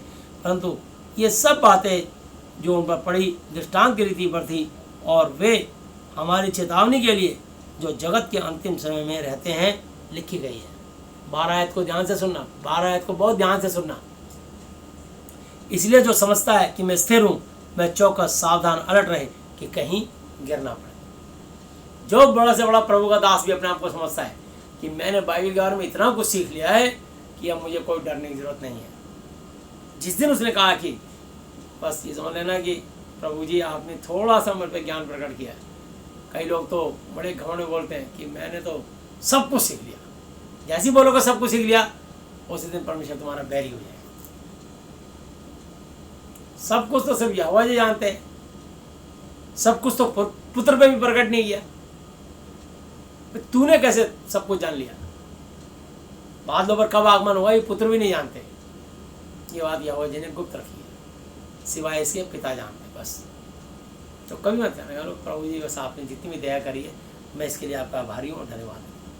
आपने कुछ थोड़ा सा हल्का सा मुझे प्रकट किया है, मैं बस इतना बोल पाता हूँ, और मुझे बुद्धि ज्ञान समझ दीजिए। लेकिन मैं आपके भय में थरथराते हुए आपकी महिमा, आपके महादि पवित्र शास्त्र वचन के अनुसार ही करता हूँ। मैं कभी लोगों को प्रसन्न ना करूं, बल्कि प्रभु जी सिर्फ आपको प्रसन्न करूं। मेरे जीवन से सिर्फ आपके नाम को महिमा मिले। मैं घटूं और आप बढ़ें, मैं घटूं और आप बढ़ें, मैं घटूं और आप बढ़ें। कहीं मैं नजर ना हूं, हर जगह सिर्फ आपका आत्मा और यीशु मसीह जी आपका नाम और यहोवा जी आपकी महिमा, आप नजर आए। यही बात परमेश्वर जी को अच्छी लगती है। इसलिए जिसे तैरना नहीं आता वो पानी के पास ही नहीं जाएगा, और जिसको तैरना आता है वो कूद कूद के पानी में जाएगा। कभी कभी उल्टा होकर तैरेगा, कभी कभी एक हाथ से तैरेगा। थोड़ी देर में कोई मगरमच्छ आके टाँग पकड़ के सीट के ले जाएगा, क्या उसका साथ, अरे देखो एक कछुआ ले गया, मगरमच्छ पकड़ के ले गया, टाँग पकड़ लिया, एक शार्क ले गई इसको, क्योंकि उसको तैरना आता था, इसलिए पानी में एंजॉय करना था। तो डूबा कौन? जिसे तैरना आता है। जिसे तैरना नहीं आता वो पानी के पास खड़ा था, इसलिए बच गया। तो याद रखना, बेनिन भी 34 साल के बाद उनकी इतनी बड़ी मिनिस्ट्री, इतने बड़े दास, उनके जीवन में भी शैतान ने ऐसा हमला किया। और ये बात मैं तभी जान गया था जब वो तेल पानी बेचने लगे और बुढ़िया की कमड़ी और परेड शॉल बेचने लगे। मैं तभी जान गया था प्रभु जी ये आपके वचन की लीक से हट चुके और शैतान अटैक करेगा, और कर दिया। उनकी पति पत्नी में डिवोर्स करा दिया, बच्चों ने उनको अपना पिता मानने से इनकार कर दिया। फिर उन्होंने बिल्कुल जैसे वो लोगों के लिए दुआएं करते थे, जैसे मूसा लोगों के बीच में दुआएं करता था, उन्होंने बिना शर्म और बिना हिचक के अपने उन सारे फॉलोअर्स के आगे बोल दिया कि मेरे लिए प्रार्थना कीजिए, मेरे परिवार में विच्छेदन ना होने पाए, क्योंकि अच्छी पत्नी यहोवा की ओर से मिलती है। तो जब उन्होंने अपने आप को छोटा, नम्र और दीन किया और अपनी बात अपनी वेबसाइट पर उन्होंने भेज दी, तो सारे देश की दुनिया ने प्रार्थना करी, जितने उनके फॉलोअर प्यार करने वाले हैं। तो ये मत समझना कि प्रभु के दासों को प्रार्थना की जरूरत नहीं होती। प्रभु के दासों को ज़्यादा प्रार्थना की जरूरत होती है। इसलिए कलीसिया मंडली के हर व्यक्ति को अपने पास्टर के लिए, अपने बिशप के लिए, अपनी मिनिस्ट्री के लिए, अपनी मंडली के लिए लगातार नित्य रोज प्रार्थना करनी चाहिए कि परमेश्वर इनको और सद्बुद्धि ज्ञान समझ दे और मंडली कलीसिया बढ़े, और शैतान किसी भी तरीके से चाल चल के इनके परिवार में कुछ सेंध ना लगाए। इसलिए हमको भी प्रार्थनाओं की जरूरत होती है। इसलिए बाइबल में लिखा है, याकूब की पत्री 5:16 पे, इसलिए तुम एक दूसरे के लिए प्रार्थनाएं करो जिससे चंगे स्वस्थ हो जाओ, क्योंकि धर्मी जन की प्रार्थना के प्रभाव से बहुत कुछ हो सकता है। तो आप लोग भी धर्मी हैं और मैं भी धर्मी हूँ। जितने यीशु को मानते हैं सब धर्मी हैं। इसलिए हर धर्मी, पहला धर्मी दूसरे धर्मी के लिए, दूसरा धर्मी पहले धर्मी के लिए, सब प्रार्थनाएं करें। हालेलुया। इसलिए मैं जितने भी यूट्यूब पर या कितने भी प्रोग्राम हो जो भी मैं देखता हूँ, अगर किसी ने भी यीशु की महिमा के लिए भजन गाया, गाना गाया, कोई प्रचार किया, सबसे पहले मैं उसको लाइक देता हूँ, क्योंकि मैं उनको नहीं बल्कि बाइबल के उस वचन को पूरा करता हूँ, धन्य वो जो मेरे नाम से आता है, जो मेरे भेजने वाले को ग्रहण करता है, मुझे ग्रहण करता है। वो यीशु मसीह जी को प्रेजेंट कर रहा है, वो यीशु मसीह जी की महिमा कर रहा है। और यदि मैं उसके लिए अनलाइक दे रहा हूँ तो मैं परमेश्वर को अनलाइक दे रहा हूँ, मैं परमेश्वर के विरोध में खड़ा हूँ। और कोई बात के लिए अगर तुमको अगुवाई नहीं हो रही तो आप कुछ मत दीजिए, ना लाइक ना अनलाइक, परमेश्वर उससे न्याय के दिन निकाले लेंगे। आप अपने क्रोध को वहाँ प्रकट मत कीजिए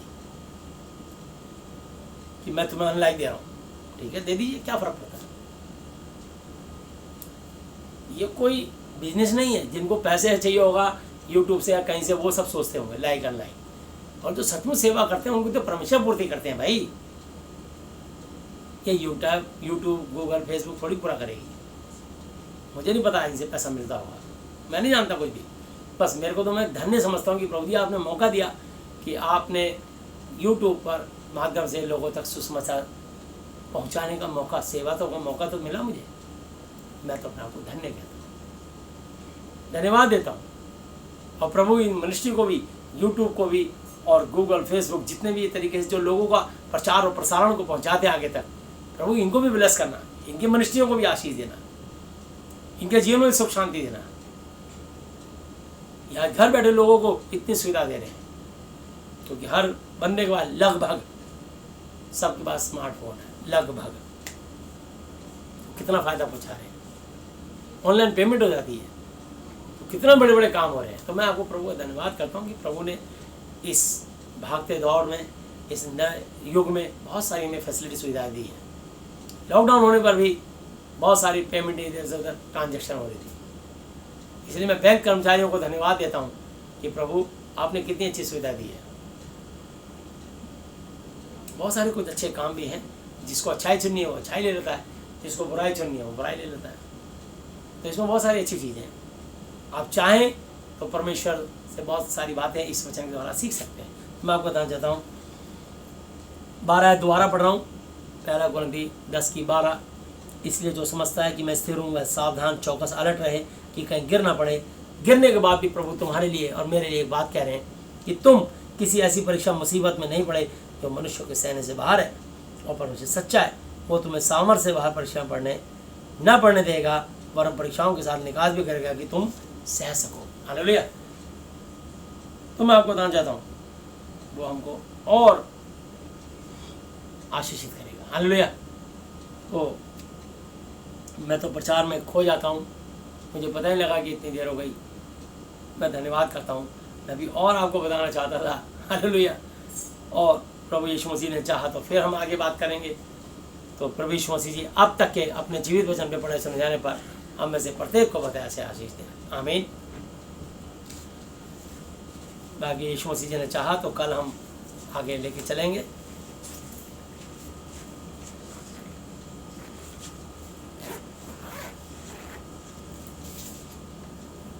आइए, जो लोग प्रार्थना करना चाहते हैं मेरे पीछे प्रार्थना कर सकते हैं। हालेलुया। तो इसलिए मैं धन्यवाद करता हूँ। हे हमारे पिता, आप जो स्वर्ग में हैं, आपका नाम पवित्र माना जाए, आपका राज्य आए, आपकी इच्छा जैसी स्वर्ग में पूरी होती है वैसे पृथ्वी पर भी हो। हमारी दिन भर की रोटी आज हमें दें, और जिस प्रकार हमने अपने अपराधियों को क्षमा किया है वैसे ही आप भी हमारे अपराधों को क्षमा करें, और हमें परीक्षा में ना लाएं परंतु बुराई से बचाएं, क्योंकि राज्य और पराक्रम और महिमा सदा ही आपके हैं, मेरे प्रभु यीशु मसीह जी के नाम से। आमीन। हालेलुया, हालेलुया, हालेलुया। प्रभु यीशु मसीह जी, आज मैंने जितना भी वचन सुना, ये सब वचन मेरे और मेरे परिवार के हर सदस्य में आशीष बन के उतरे, और हाँ और आमीन के साथ पूरा होने पाए। यीशु मसीह जी, आज मैं इस धरती पर अपने पूरे हृदय से अपने हर एक अपराधियों को क्षमा करता हूँ, और आपसे प्रार्थना विनती और निवेदन करता हूँ कि आप भी मेरे पापों को, श्रापों को, गुनाहों को, गलतियों को, जानी और अनजानी भूलों को क्षमा कीजिए। यीशु मसीह जी, आज से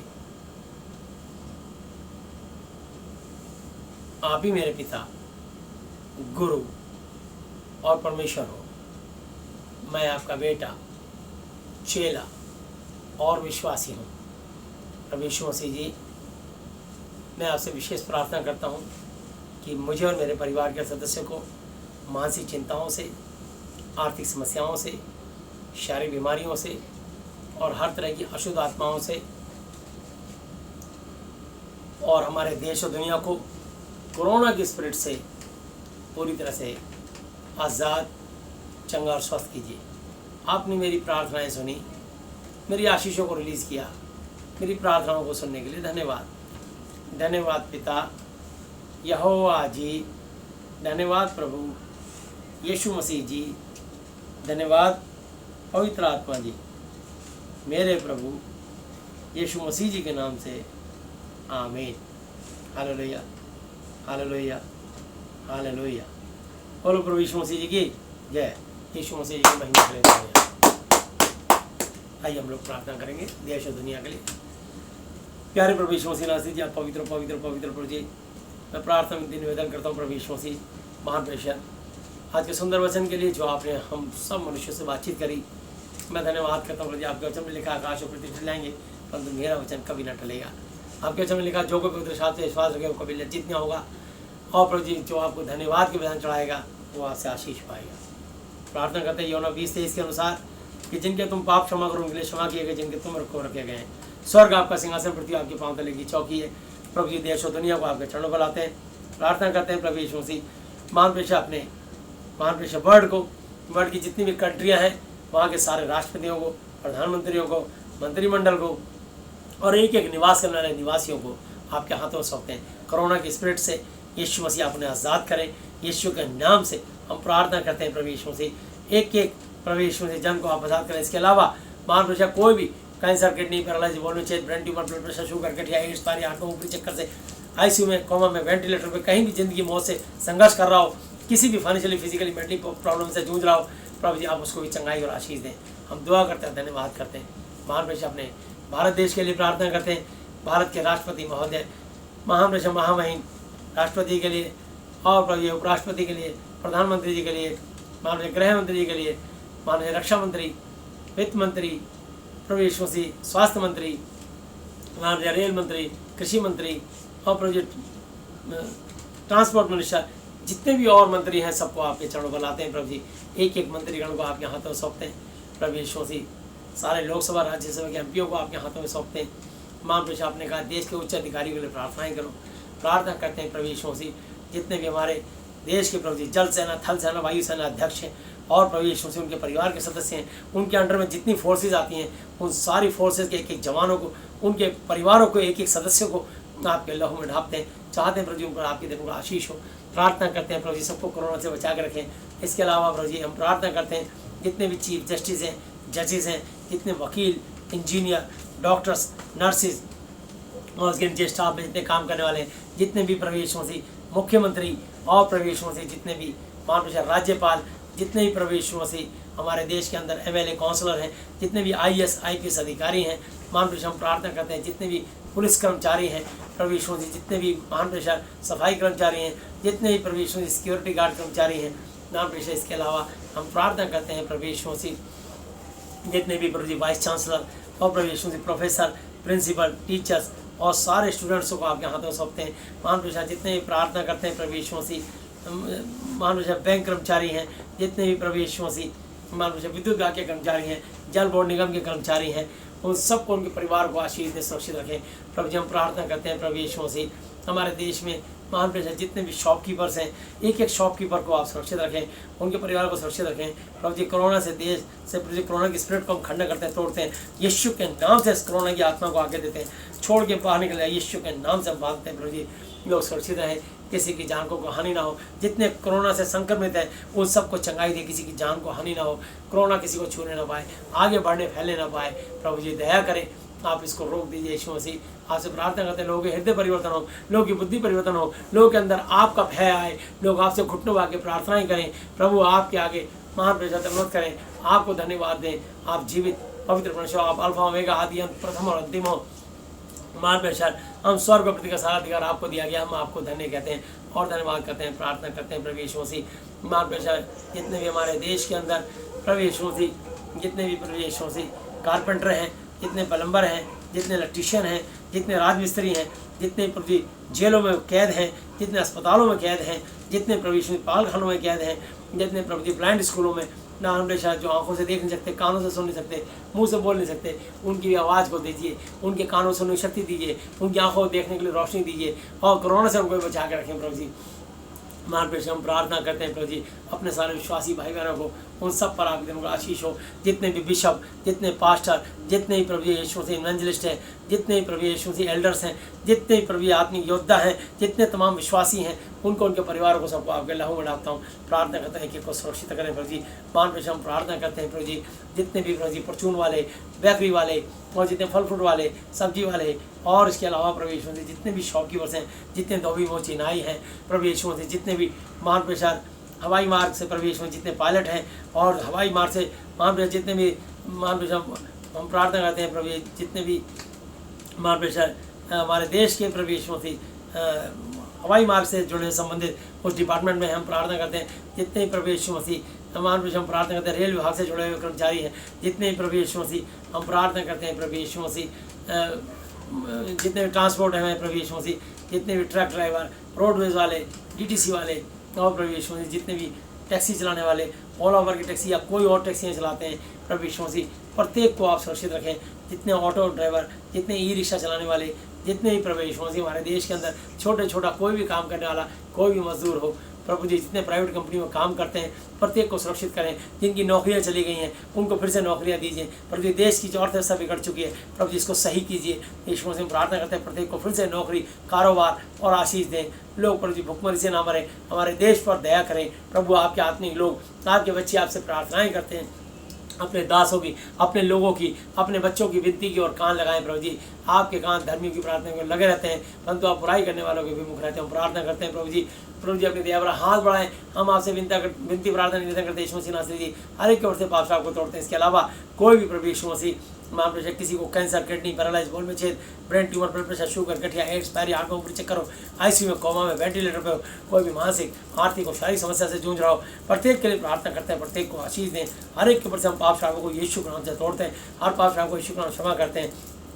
टच बोल पे अंदर प्रभु यीशु मसीह, जिनकी कोख बंद है यीशु के नाम से उनकी कोख खोलते हैं। किसी की पति में कमी है तो उसको बीज मिले, किसी की पत्नी के बार बार प्रभु जी एबॉर्शन होते हैं तो कभी दोबारा एबॉर्शन ना हो।